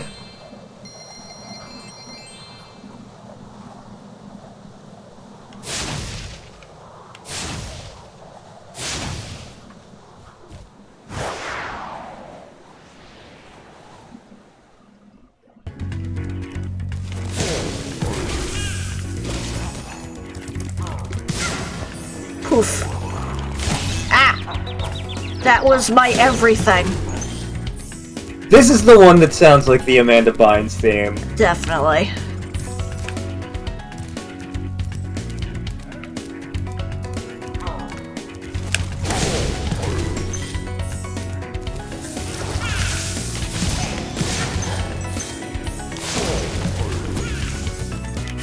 I need to replay Final Fantasy IX. Too bad I have like 50 other games I need to play through, but Time? What's that? Stupid gainful employment. It's like, I have money to get games, but I don't have time to play games.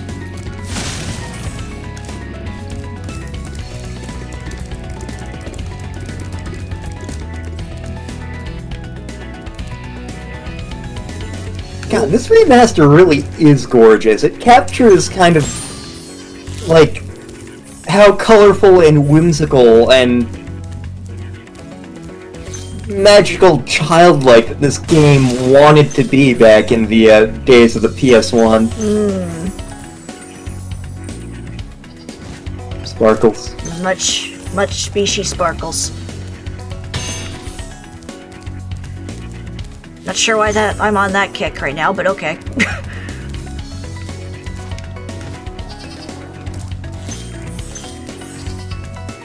Anime sheep.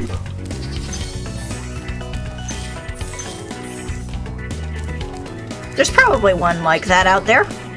And actually, I think those are goats. That reminds me of the thing from Godspell, which I haven't seen in like 20 years, so thanks, Brain, for storing that. You're welcome! Actually, my brain not infrequently sounds like Craig Ferguson. Huh. Yeah. No one's more confused about this than I am. Just randomly, my internal monologue will start sounding like Craig Ferguson. You'd think that'd be more Courageous thing, since he identifies as a Scotsman. You'd think.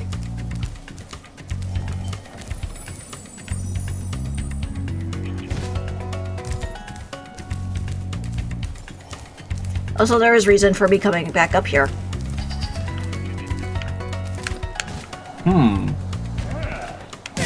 Leap of faith. Much leap of faith.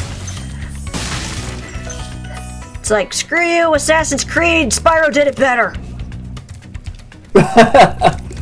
You know, I've never actually played an Assassin's Creed game. I've only played the first 2. Jarvis! Welcome to Wizard Peak. This is my favorite supercharged spot. Use it to bash those wizards. Take a bow. At least it's not the one in treetops. Well, I don't think we're gonna get to it in this stream. I'm amazed we got this far, to be honest. I almost expected we were just gonna end up at Peacekeepers. Whoops. Clearly, I mean, you did do a it. practice run of this game.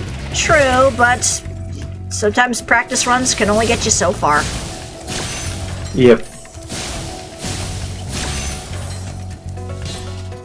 So let me just We're check. getting cold in here. Let me just check my guidebook. Okay. So we got a ways to go for those.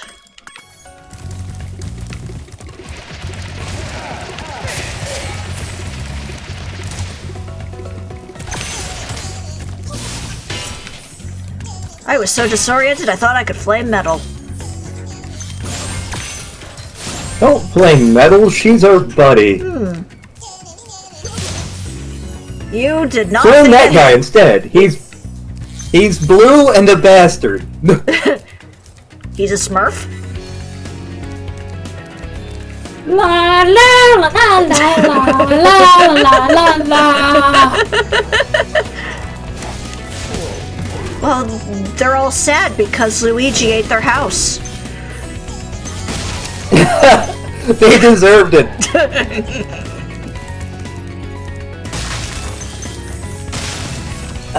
My European history teacher was big on the Smurfs being communists.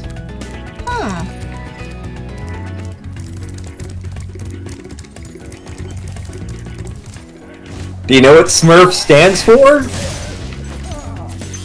No. Socialist men under Red Father.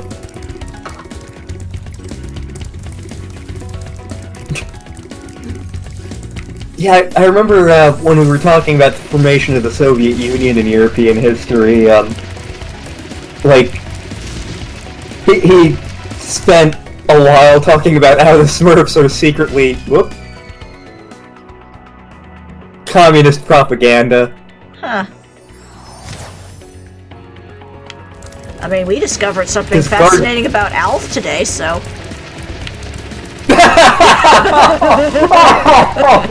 Too bad we can't repeat that. No. Even by our dubious standards, that one would be a little bit much for the stream. Yeah, I think so. Oh my... Oh my god.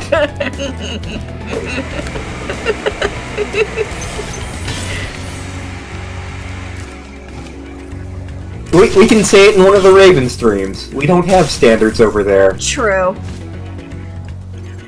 Raven is watching this and he's going, "You bastard!" Bad enough you subjected me to the panda cheese ad. The panda cheese ad is art. It is, but his reaction was basically WTF, so... When isn't his reaction WTF? True, especially with us around. Yep. We love you, Raven. Very much so.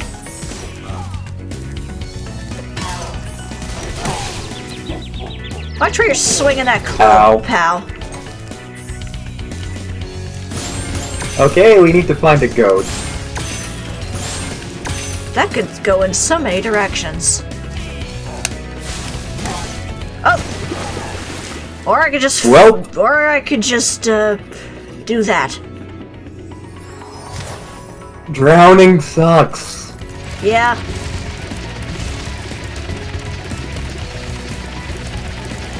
Speaking from first-hand experience. Ah! I bounce back! Oh hey, Viole's playing Hollow Knight. I still need to play that at some point.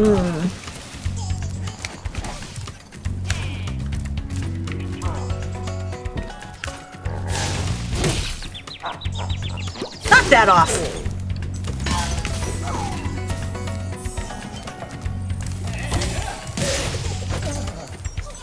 That was a little closer. The wizard is strong. Yeah. Lucas. You mean Anna? Listen carefully, Spyro. There's a secret area in the artisan's home world near the waterfall. Try jumping on the stones there. Done already. World waterfall. Sounds good. Also, somebody drew all over your wings.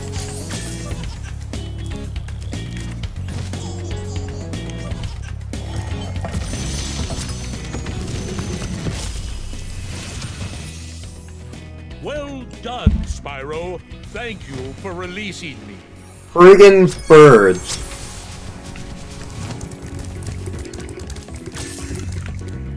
Oops.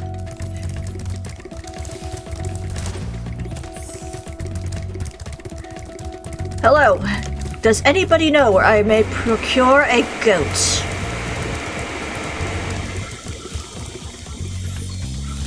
We would like to purchase a small goat. Whoops.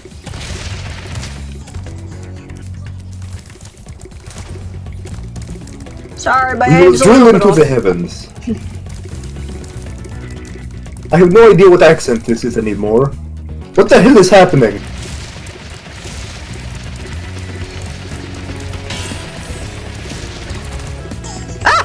Okay.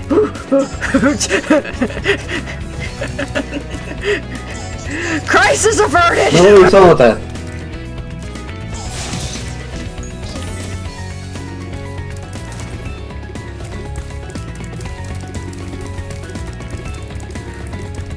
Alright, we are missing 4 shiny candy-like rocks. Maybe in the end, this is all these gems are actually rock candy. Hmm.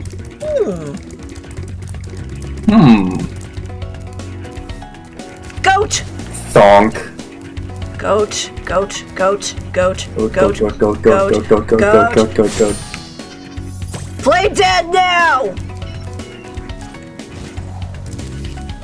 Actually, so I have a friend who is from Burundi, which is in Africa. Lot I could talk about with that, but the part of that that's relevant to this discussion is at some point, like, we were having dinner with him, and we actually asked him, like, what's the food you miss most from your homeland? Oh, you can't get good goat in America. Although, funnily enough, I actually know a specific place in the town I live in where you can actually pick up goat. Sparks, are you telling me to jump off the cliff?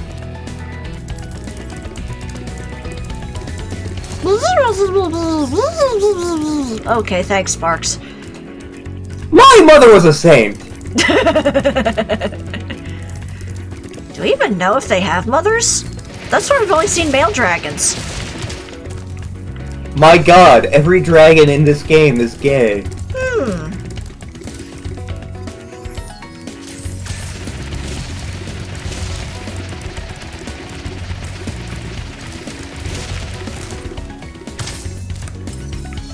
Ow. Back up there, you say, Sparks? Okay. Fuck you!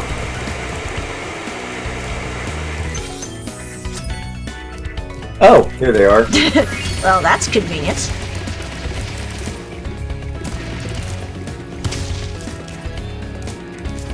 That's fine, I just have a minor concoction.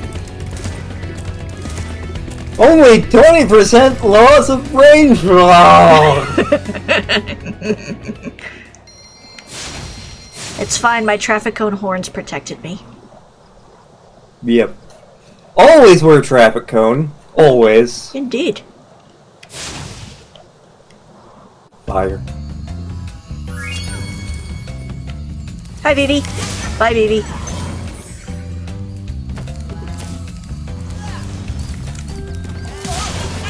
Ah! He used PK Thunder on me. PK Thunder! God, it's been months since I've played Smash. Hmm. And I still need to get the DLC so I can play as Potato. Goat. A lantern, that's not what the game calls him. I know that, and I don't care. Right. The hero is not as interesting of a name. Or the luminary. And actually, they give different nicknames for all of them, as I recall, because you can play as 4 different Dragon's Quest protags. You can play as the Luminary, you can play as Erdrick, you can play as 8, and you can play as Solo.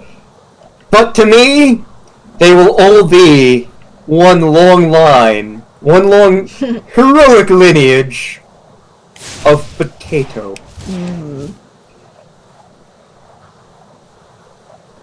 Just like the one character from Dragon Quest II, I don't care what they canonically call him.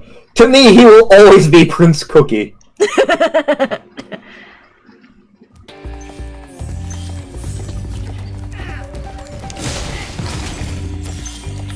What the hell was that? Some kind of strange monster. They kind of looked like worms in the original game. Now they're just an abomination unto nature. I never get to ride abominations into nature or hobos or nothing.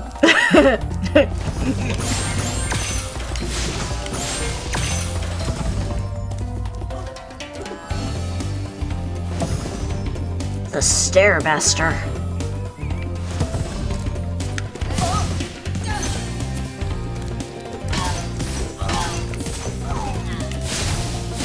I remember loving the little ow sound effect those guys make when you hit them. Ow. Ow. My everything. My lasagna! The lighting on you is kind of weird. Yeah.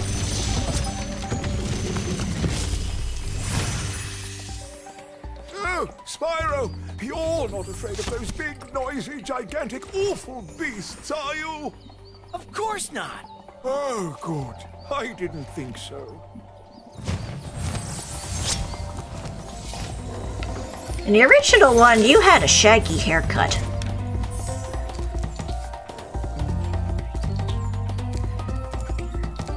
Oh yes, I remember this. The little fight between the green and blue wizard.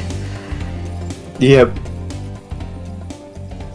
Like, I remember the strategy guide specifically pointing that out.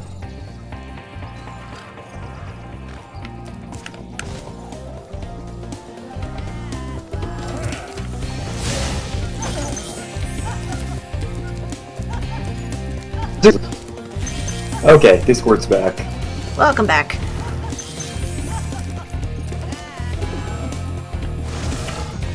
Hi. You do realize I'm on top with you, right? Oh my. Now who's on top? Oh my.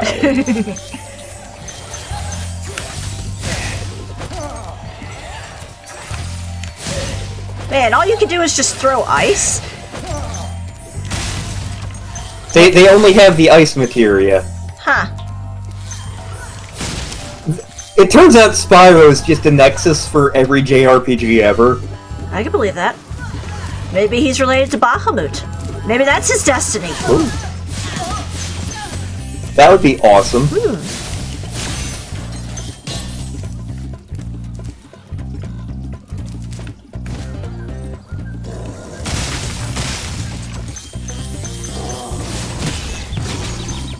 Ow. That was the most intense hug ever.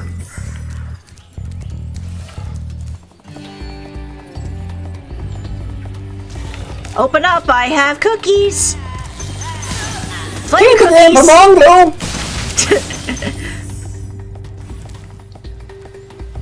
Mongo, only pawn in Game of Life.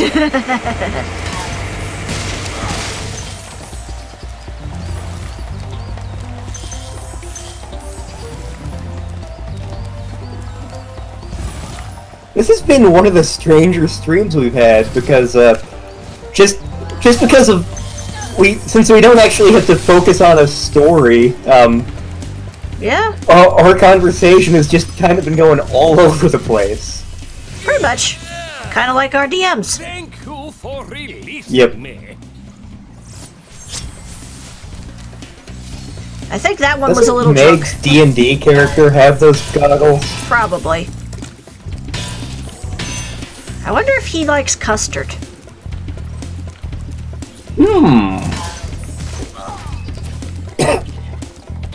I still love the fact that before the official session 1, like, Waffle was like, "What's with the custard? Why do you keep bringing that up?" And then it happened. Yes. Oh hey, a mating pen. It was not very successful. Nope. I don't even want to know how those things breed. Very carefully. Oh good, they kept that in! Or he gets scared of you after a while and is like, ah!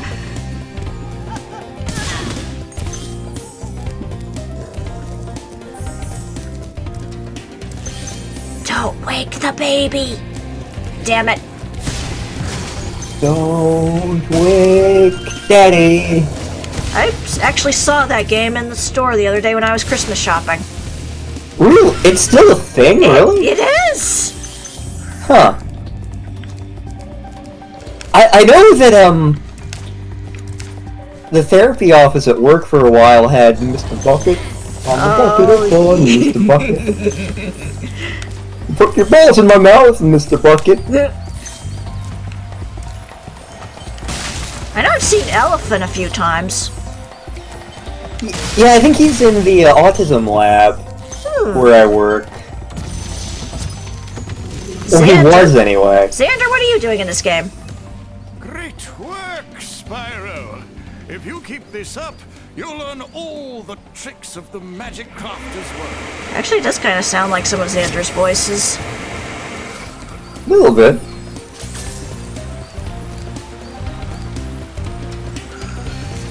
Leap of faith! Donk.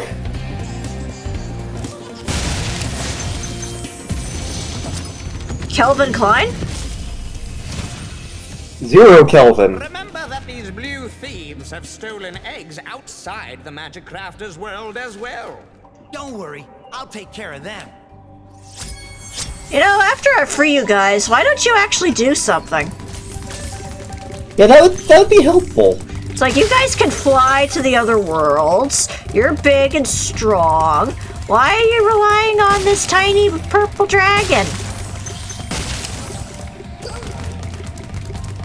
You'd think after we saved, like, 1 or 2 or 5, you know, like... Yeah. They'd go out and start doing the things.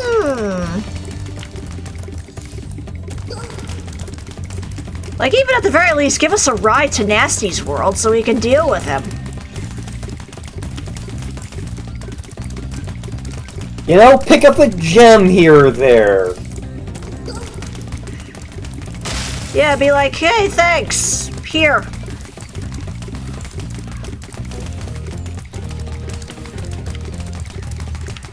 Much like many of the adults in our actual life, they are incompetent. You see, people think, like, once you turn, like, 20 or so, you actually know what you're doing. Nope. Nope. Haha, I'm in my 30s. Same.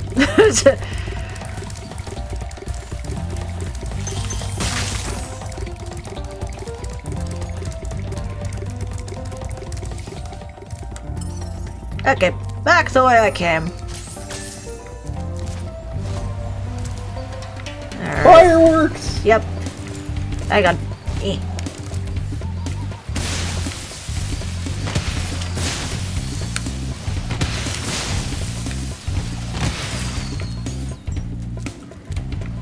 What? I didn't want to blow up. As God is my witness, I thought turkeys could fly.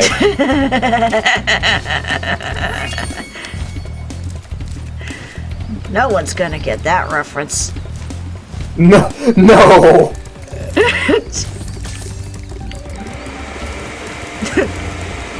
I mean, technically that reference is before our time, That's so... true.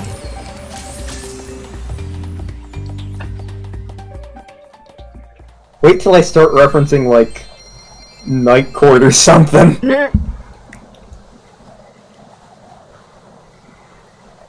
I say we just hang them and put them out of their misery.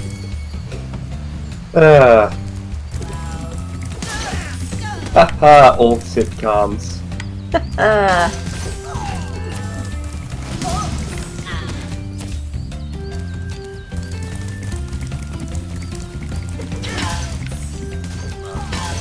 Ow. I'm not dealing with you. I'm going to the high caves. Like, whoa, man. Chaw.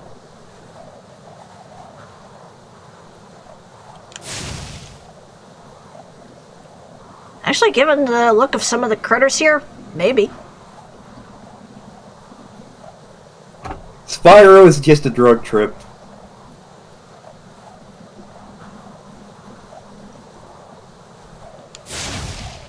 Ah! I have been flamed. I have come aflame. I am burning horribly. Oh no, he's hot.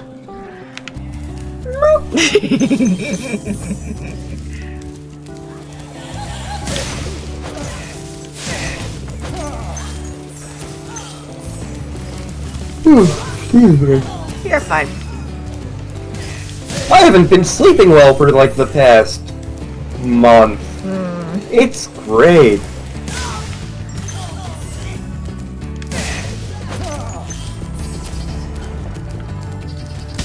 Ah! He whooshed me. We clearly must cast thwack upon him. Well, I ain't casting Puff Puff. Well, I mean, in one of the games, Please do something about these green druids. They insist on moving everything in sight. Druids?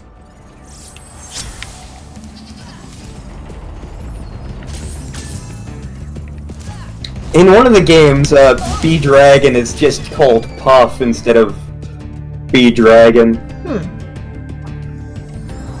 Well, they gotta reference Puff the Magic Dragon. Yep. Personally, I think B-Dragon is just a funnier name for the... God damn it. Whoopsie. Physics! But I'm magic, I shouldn't have to use physics. Fine, I will wait my turn.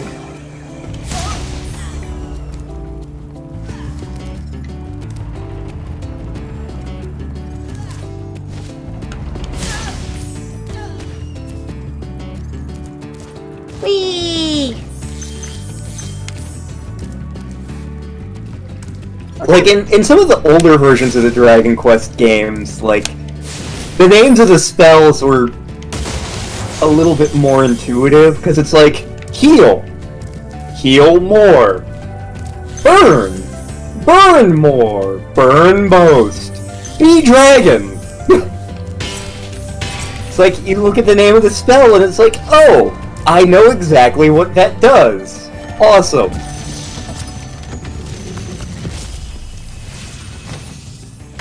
I hate those bugs. When I become big and strong like you, I'll squash them all. Until then, remember that supercharge makes you invincible. Well, not to falling. You will be invincible. Pat Benatar.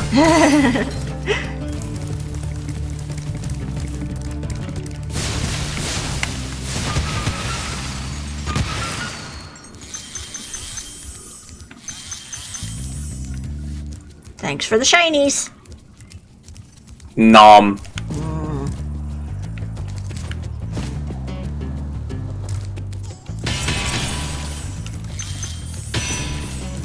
Come here, shiny. Nope. I know how to aim. I hear a bastard. There he is. Come here, I just want to hug you with my traffic cone horns.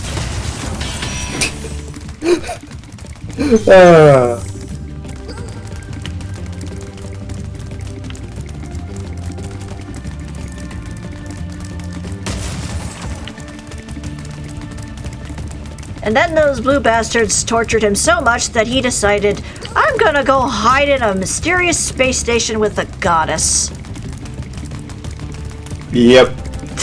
So now we know how Tipo, what Tipo was doing in that gap of time.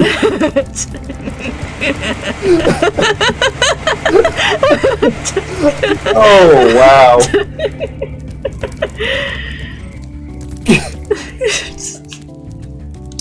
If you haven't watched the Breath of Fire 3 streams, go back and watch those. They're great. They're some of my favorite streams that we've done. Oh. Oh yeah, those guys are things in part of this. Yeah, because in this particular one, they expect you to do a lot of supercharging in different areas, but obviously you're gonna fall. Yeah. That's why the fairies are here, to help make sure you don't fall too often. But don't hold on to them because they don't really show up anywhere else, just this level. So this is kind of I feel like there was a one other level they Cedric. showed up in, but... Try combining your supercharge with jumping and gliding, and really explore the high cave. Shut up, Cedric. If you're going in there, Graham, I'm staying out here! Oh! Anybody up for owl stew?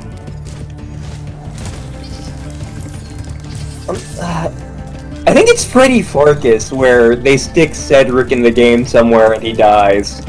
I know in the King's Quest remake, well, remaster or whatever, for The Odd Gentleman, they decided, oh, let's find baby Cedric. Oh, he dies. Oh, you have to save him, otherwise you can't complete the game. Friggin'.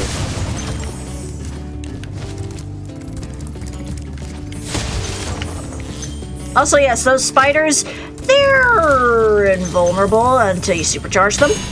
Because they're too big to flame. They're too big to charge, and they're full of metal, so therefore you can't flame them.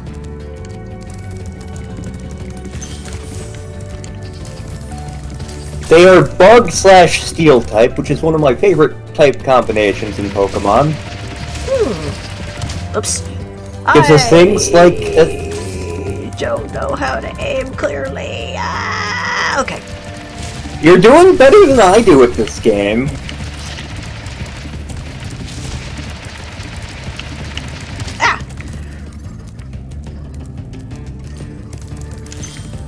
I hear colors. I hear more colors. I mean, I do hear flavors, so...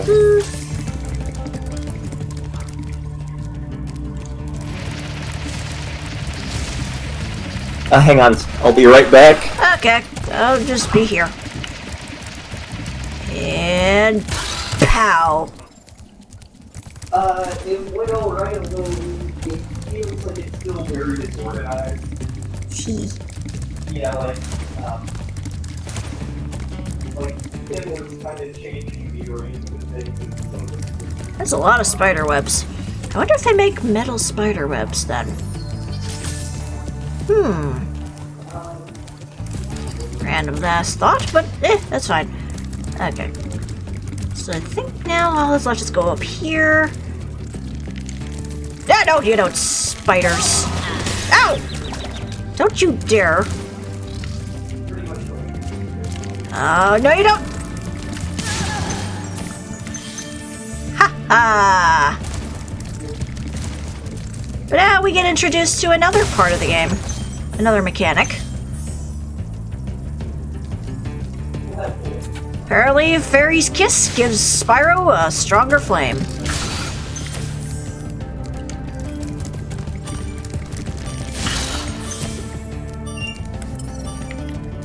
Is there still more? Okay, that direction then. Thank you. Sorry about that. Family got home and was asking me things. Yeah, I can sort of hear it.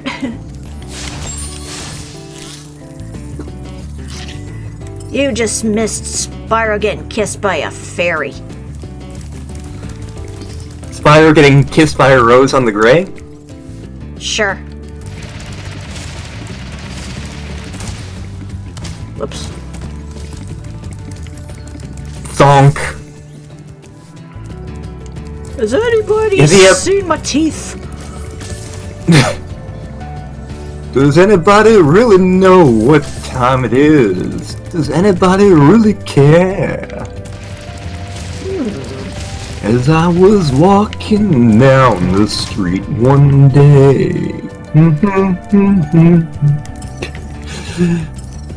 But Mom was asking me how rehearsal went because she's actually in that thing. She's doing the singy thingy in that, but didn't feel like going to rehearsal tonight because she had she was having date night with my dad. Aww. But yeah, they were going to a concert.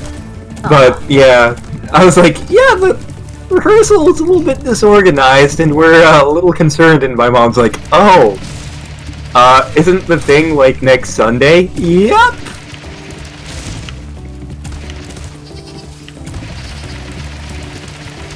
Oh, whoops, I went the wrong way.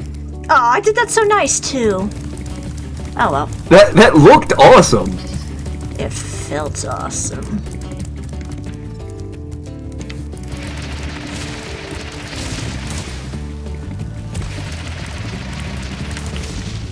Whoop. Damn it, wall! Ah, walls. Those were always some of my brother's favorite cards in Magic the Gathering.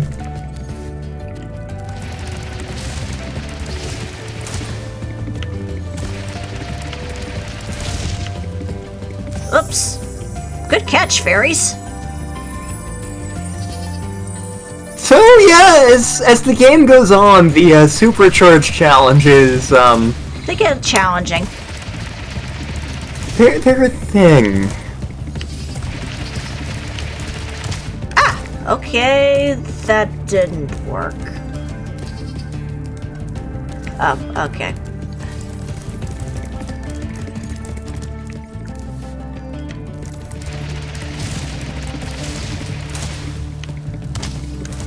Damn it, wall! Well, actually, more was cave, but still. It functions as a Cave wall. is made of wall.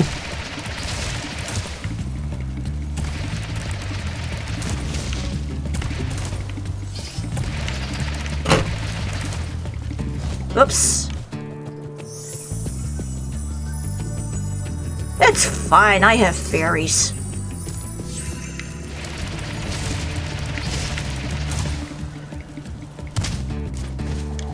There we go. I was making it way too complicated. It happens. Eh.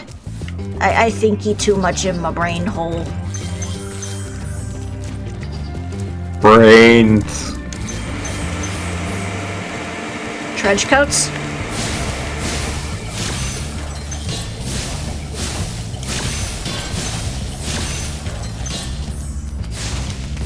Give me that child!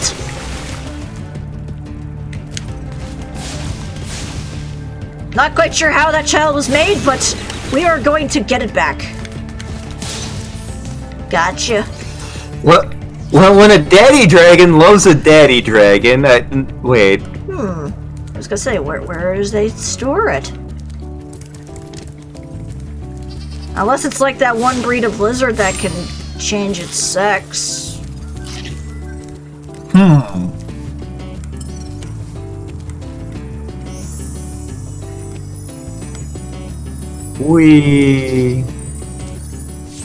Spyro looks just so confused. Yeah, I mean, I can't blame him.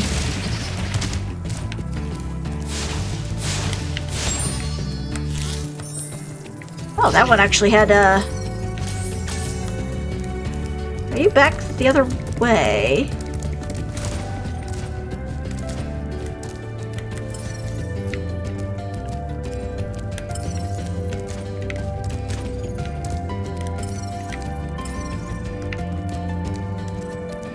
Oh, I think I remember where it was.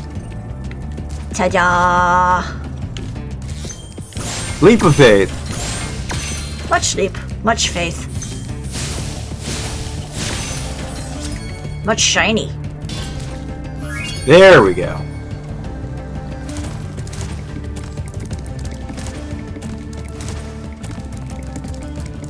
Charge!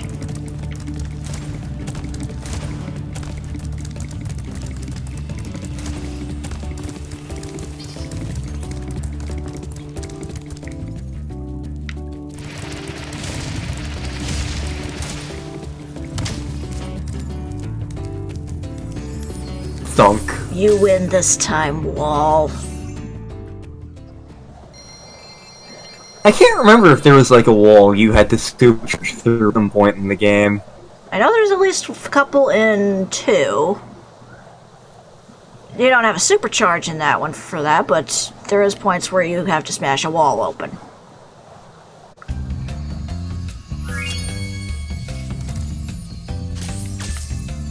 Zap.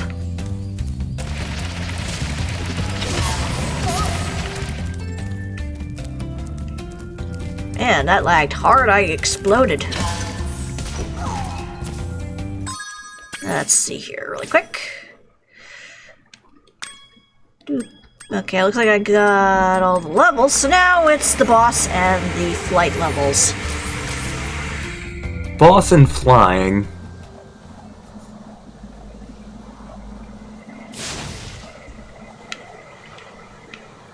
Up and down and up and down and up and down. And Everything I do is no sin. up and down.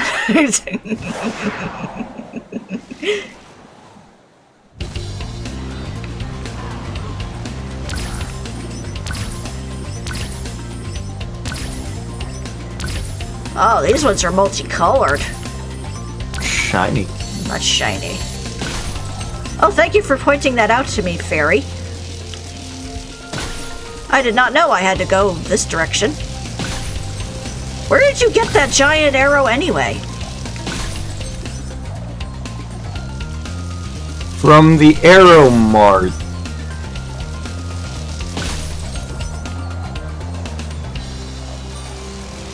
Ooh, this one's gonna be a close call too, isn't it?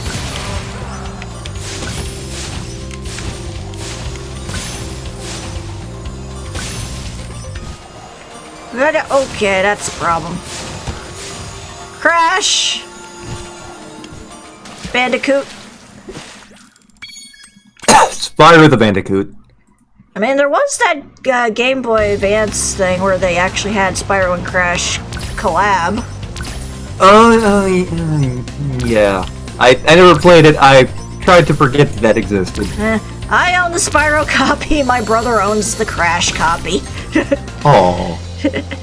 We have not played it together, though. Okay.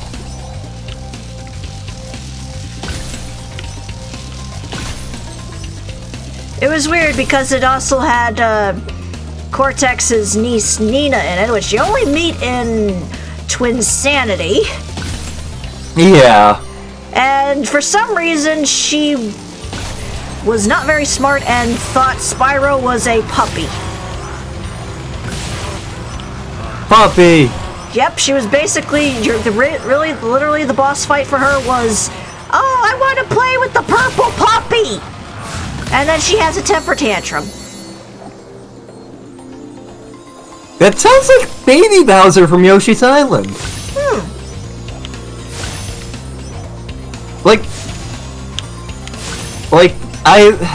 Of the Crash Bandicoot games, I've played like the first, the PlayStation Trilogy with CTR and then Crash Bash. And then I played Wrath of Cortex, and then I played CNK. That one didn't take nearly as long as the others. Woo!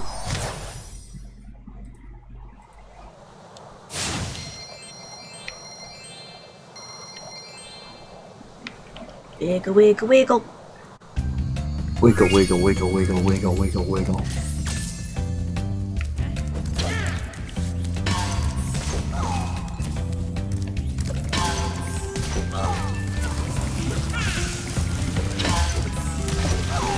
Time to take on Blowhard.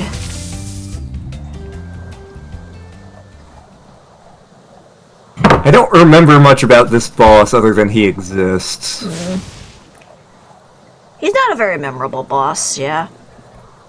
And that's kind of the reason I got more into Crash Bandicoot than Spyro. Like, Spyro is a much prettier game. It's a much better designed game. It's much wider open, more exploration. Crash, at least compared to the first Spyro game, much more interesting characters and bosses. Like, yeah. Like, especially because several of them were recurring. Yeah, like in the Spyro games, really the one interesting recurring boss they had was Ripto, which you only meet in the second game. Nasty Nork, not overtly interesting. And then the ones that you run into this game, it's kind of like, why are you doing this?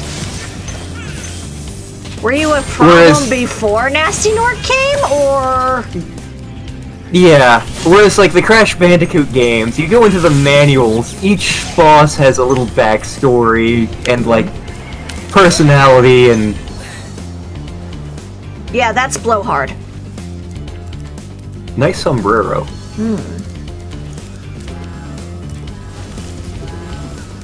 Also, if I recall...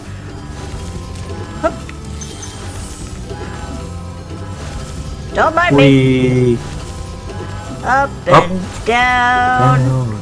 Up. There we go. Yeah, one of the skill points, you gotta sit on one of those things for like a minute.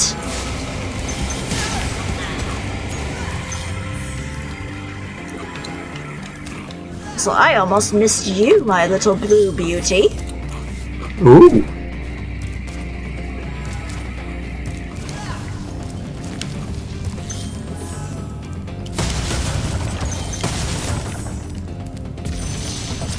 Altair, what are you doing in this game?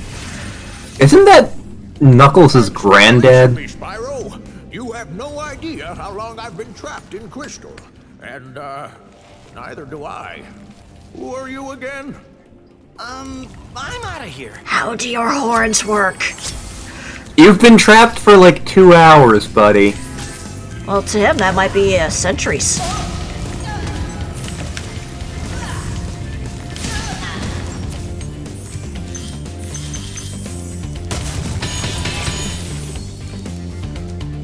The most I know the name Altair is he was the first protagonist in the Assassin's Creed games. Oh. There's a windmill. I'm pretty... We needed Quixote. Well, Conan's in Peacekeepers. Get over here! No, he's over there singing To Dream the Impossible Dream. Okay. But yeah, I'm pretty sure in the Archie Comics Sonic canon that Knuckles' granddad is named Altair.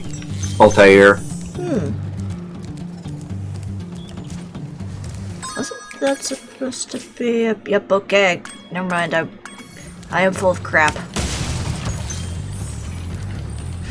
I thought maybe it was that I had to perfect that one in order to get the skill point. Then I was like, oh yeah, that's right, it was the bouncing on the platform made by the druids for like a minute. Where are you pointing, Sparks, my boy? I don't know, I have brain trauma.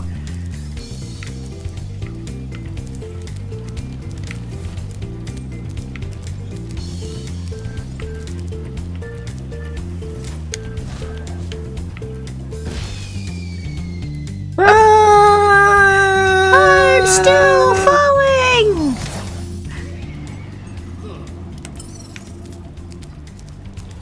a point in my boat.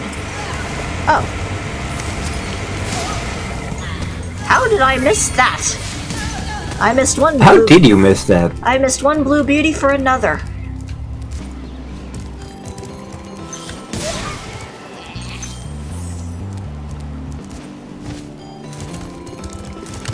Whoops. One blue booty. Wait, what?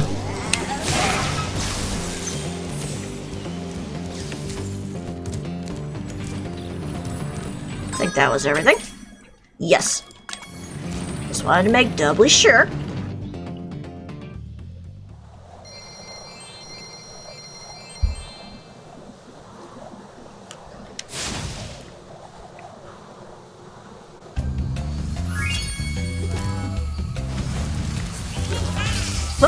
You live this day, Vidi. Spyro, for recovering so many of our dragon eggs.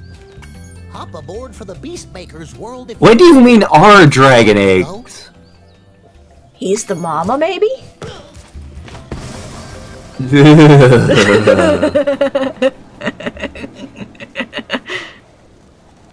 mean, to be fair, we don't actually know how these eggs come about.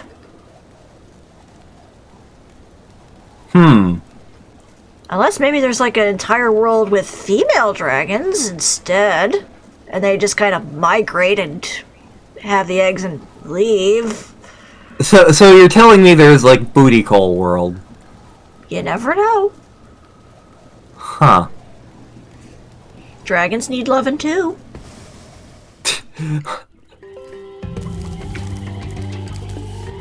Chickens! Man, we're like halfway through the game. We're a little past halfway, because this is the 4th world. There's 6 worlds.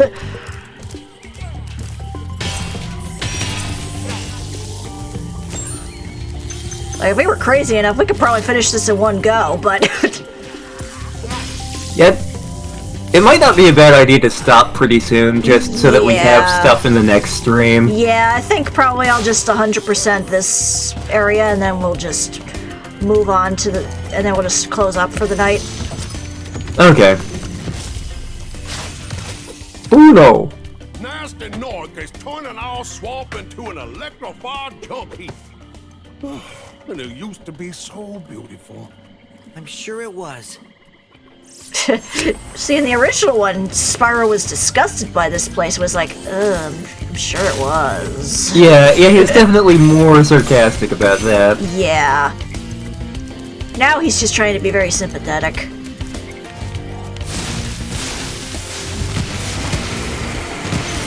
Piggy! Pig!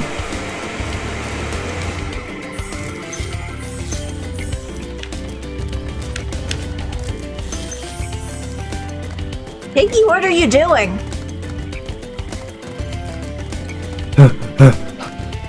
Lap 1,000,003, lap 1,000,004. Oh god. I remember those pigs being a lot more creepier looking in the original one. Like, it looked like they had one eye. Yeah.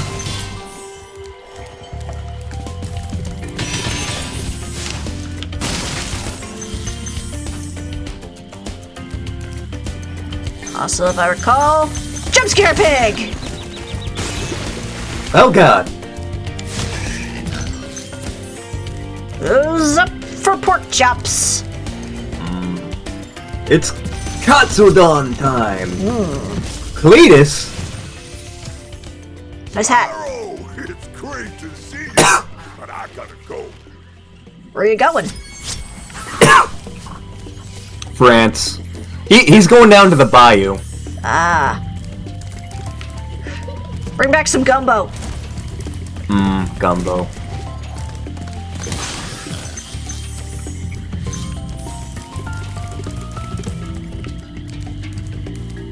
Sparks, you somewhat blend in with the background now.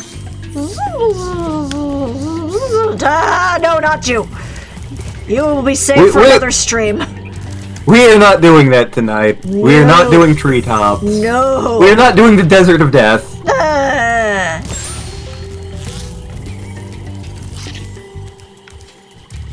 We are, however, getting some chickens. We are having Kentucky Fried Chicken.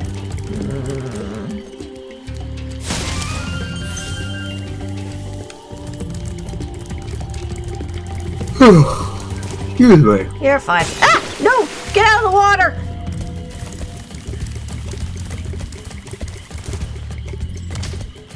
What did I just say? This looks suspiciously like part of the area where I grew up. I don't know, did you ever see random purple dragons showing up in your backyard? Did see a bear at least once. Ooh.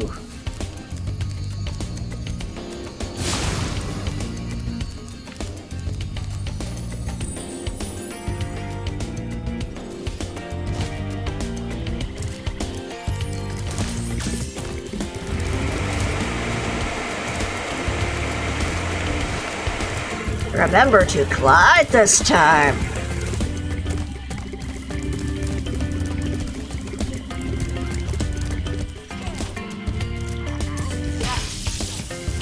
How do you not kill yourself zapping that? They're made of Pikachu. Clearly. Yep. And rock and roll. We're not gonna take it. No, we ain't gonna take it. Twisted Sister. I feel like Twisted Sister was one of the bands, because you see, Courage and I had some bizarre rules when riding in the car. There were certain songs we were not allowed to talk during, certain bands we weren't allowed to talk during, and certain songs where, like, if they came on the radio, we had to listen to the entire thing no matter what. I actually vividly remember at one point, there was a day where him and I were going home from church, and so, like, a song came on the radio, and he's like, well, we'll go the long way through our neighborhood. And so we start going the long way around our Nice face. I keep thinking, like, is that Crash? Like, it feels like the Ripperoo statue face a little bit. But a song came on the radio, can't remember which one. It's like, we have to listen to the whole thing, so we start going the long way through the neighborhood. But then, like, another song, which it's like, oh, we have to listen to the whole thing, came on. Well, that's fine, it's still got a good ways to go through our neighborhood. And, like, eventually we just pulled up into our cul-de-sac, and, like, the fifth song that we had that rule about came on. Courage, sorry. Nobody heard that. Courage looks at me. We loop around the cul-de-sac, go back through the long way of our neighborhood, go back to the main road, drive along the main road, and then go through the short way of our neighborhood. Just because, like, it was one just long chain of, music that we had rules about.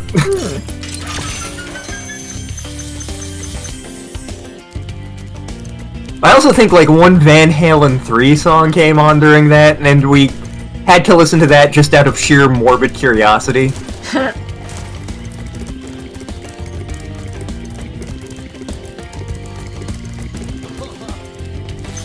feel so sorry for all the dragons still trapped in Crystal.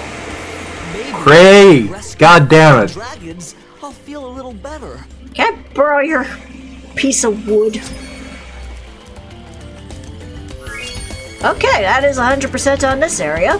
So I guess with that, we can close off the stream. Alrighty, well, we'll be back next week with more Spyro the Dragon. We've still got... The difficulty definitely ramps up at this point. We are rapidly approaching that one... Oh, hello. Spark says hi. We are rapidly approaching that one level. It's like literally right over there. Yep. Spyro, you look like cat. Can I pet? Can I, please? Please pet? God, I love his little idle animations. They're just so adorable. Yep.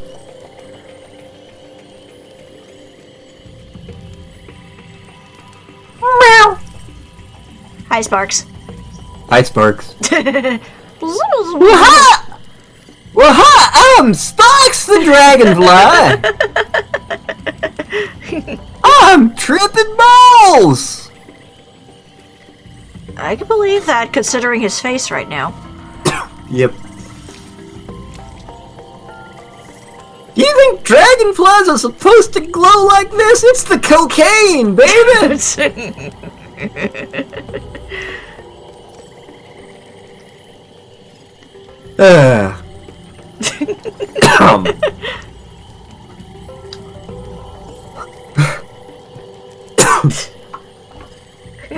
Breath of fire. Breath of fire.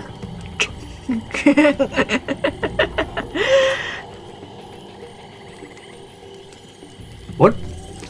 Like, I could have sworn that, like, in the original game, Spyro eventually fell asleep.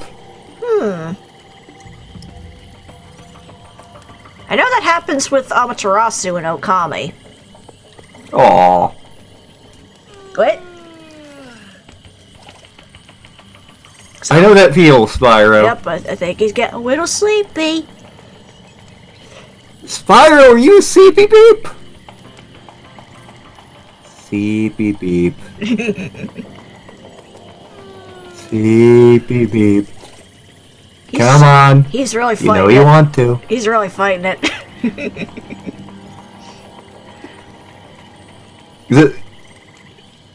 You know he's tired. God, I'm not sure if I should share that or not, but I think you know where I'm going with that. Probably. Moo. Moo. What the? Maybe he saw a shiny. Maybe he saw a gremlin. Oh, he's waving at Sparks is waving at Spyro. That's adorable. Oh. He's like, "You're my buddy. I'm gonna protect you best I can."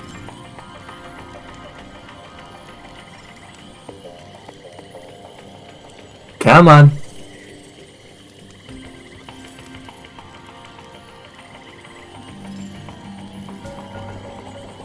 Wiggle the butt. Wiggle the butt. Spyro booty dance. Actually, that is kind of like how Jamie dances. Oh. Is Jamie secretly a DRGON? See, I always just kind of assumed he just thought he was a cat in a dog body. I mean, didn't Doofus have a huge influence on him? Yeah, probably.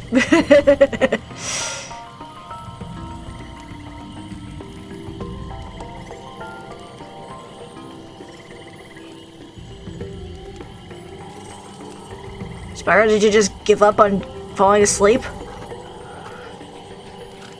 Oh, he's gonna sneeze. Bless you. Sneezy beep!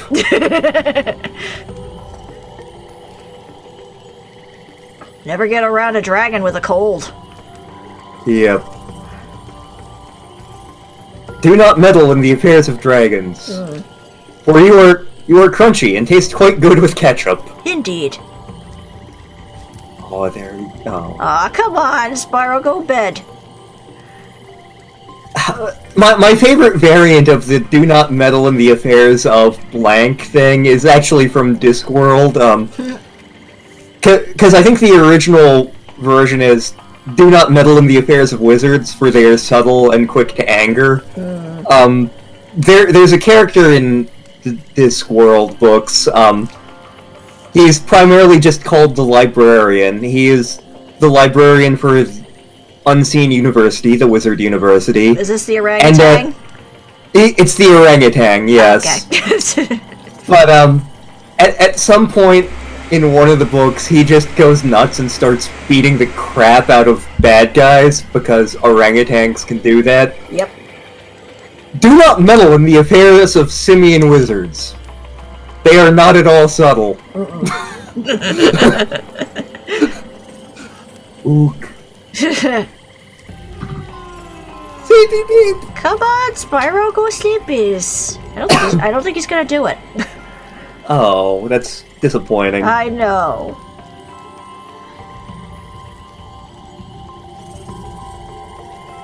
Like, I know in the Crash Crash Insane Trilogy, if you leave Coco idle for too long, she plays with her laptop and it can actually explode on her. Yeah, Crash always felt wackier to me than Spyro, and like Crash has the outrageous death animations, it has the characters with personality, and because I grew up playing the Space Quest games and loving that sort of stuff, Crash always appealed pretty heavily to me. At least until the PS2 games came out. Yeah. Kind of a weird similarity with Spyro, too. It's like, yeah, they had the good 3 games on the PS1, and then they went to PS2, and then they had a terrible game, a so-so game, and then they did a horrible reboot. And I'm reasonably sure that at that point Universal had sold both Spyro and Crash off to other companies, so like Naughty Dog and Insomniac were no longer involved with them, which meant that like the people who really understood the games weren't working on them. Yeah.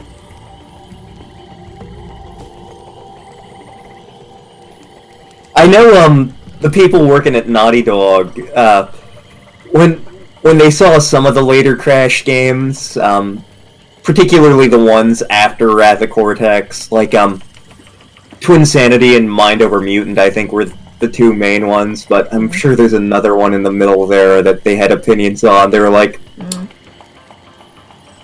seeing what they did with the Crash Bandicoot games was like watching our daughter grow up to do porn.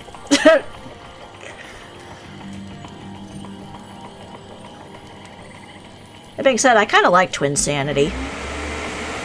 I've never played it. I've heard of like the later ones. It's the most okay.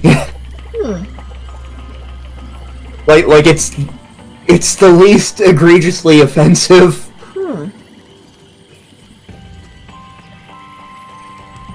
Wrath of Cortex was actually originally supposed to be very different, but they changed directors midway through. It was originally going to be more like Mario 64, you know, kind of that open world explory type thing, but yeah.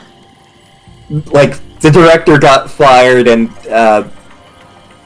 the execs were like, you have to get the game out now, so we basically got Crash Bandicoot Warped, the remake. Yeah. Which isn't bad necessarily, but it was just like, oh, okay, this is... Yeah. I know the big gimmick they were advertising was like, oh, you can play as Coco more than just certain sections. She can actually fight such, and she didn't really play very well. Yeah. And in the original PS2 game, the loading times were awful, and that was like the first PS2 game I got, too. So it's just like, hop in the level. This is taking a long time. Although, to be fair, there weren't very many PS2 games I got. Because it was, let's see, Crash Warped, Nitro Kart, a couple of Gundam games, Street Fighter Collection, Sonic Collection, Mega Man X Collection. Champions of Norath, that game was good. I think I still have that one, actually. Marvel Ultimate Alliance, We have that X-Men one. Legends 2. Do we have that one? I don't remember now.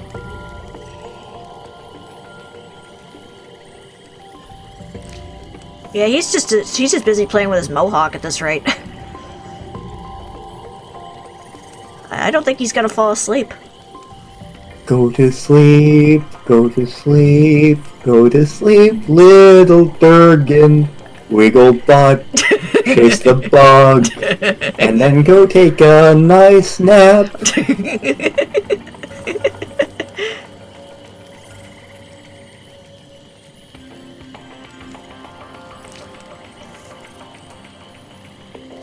Yeah, it's funny you watch him and he does seem very cat-like.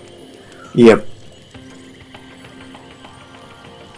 Of course, this could always be like, Sonic CD or Knuckles Chaotix, or if you wait long enough, you just get a game over.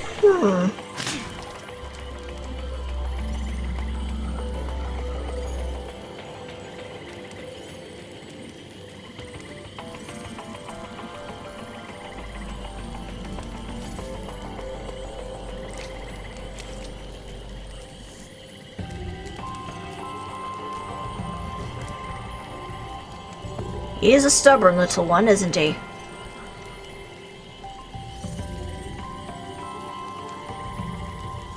I generally don't think he has a sleeping animation. Oh well. Yeah. It was cute to watch. Yep.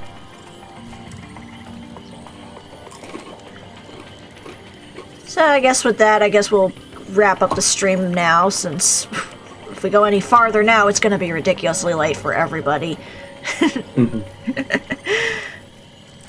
Alright, so, next week, more Spyro the Dragon. As usual, even though they aren't characters in this game this time, special thanks to Raven's crew, because we love them. Thank you all for coming by to watch this.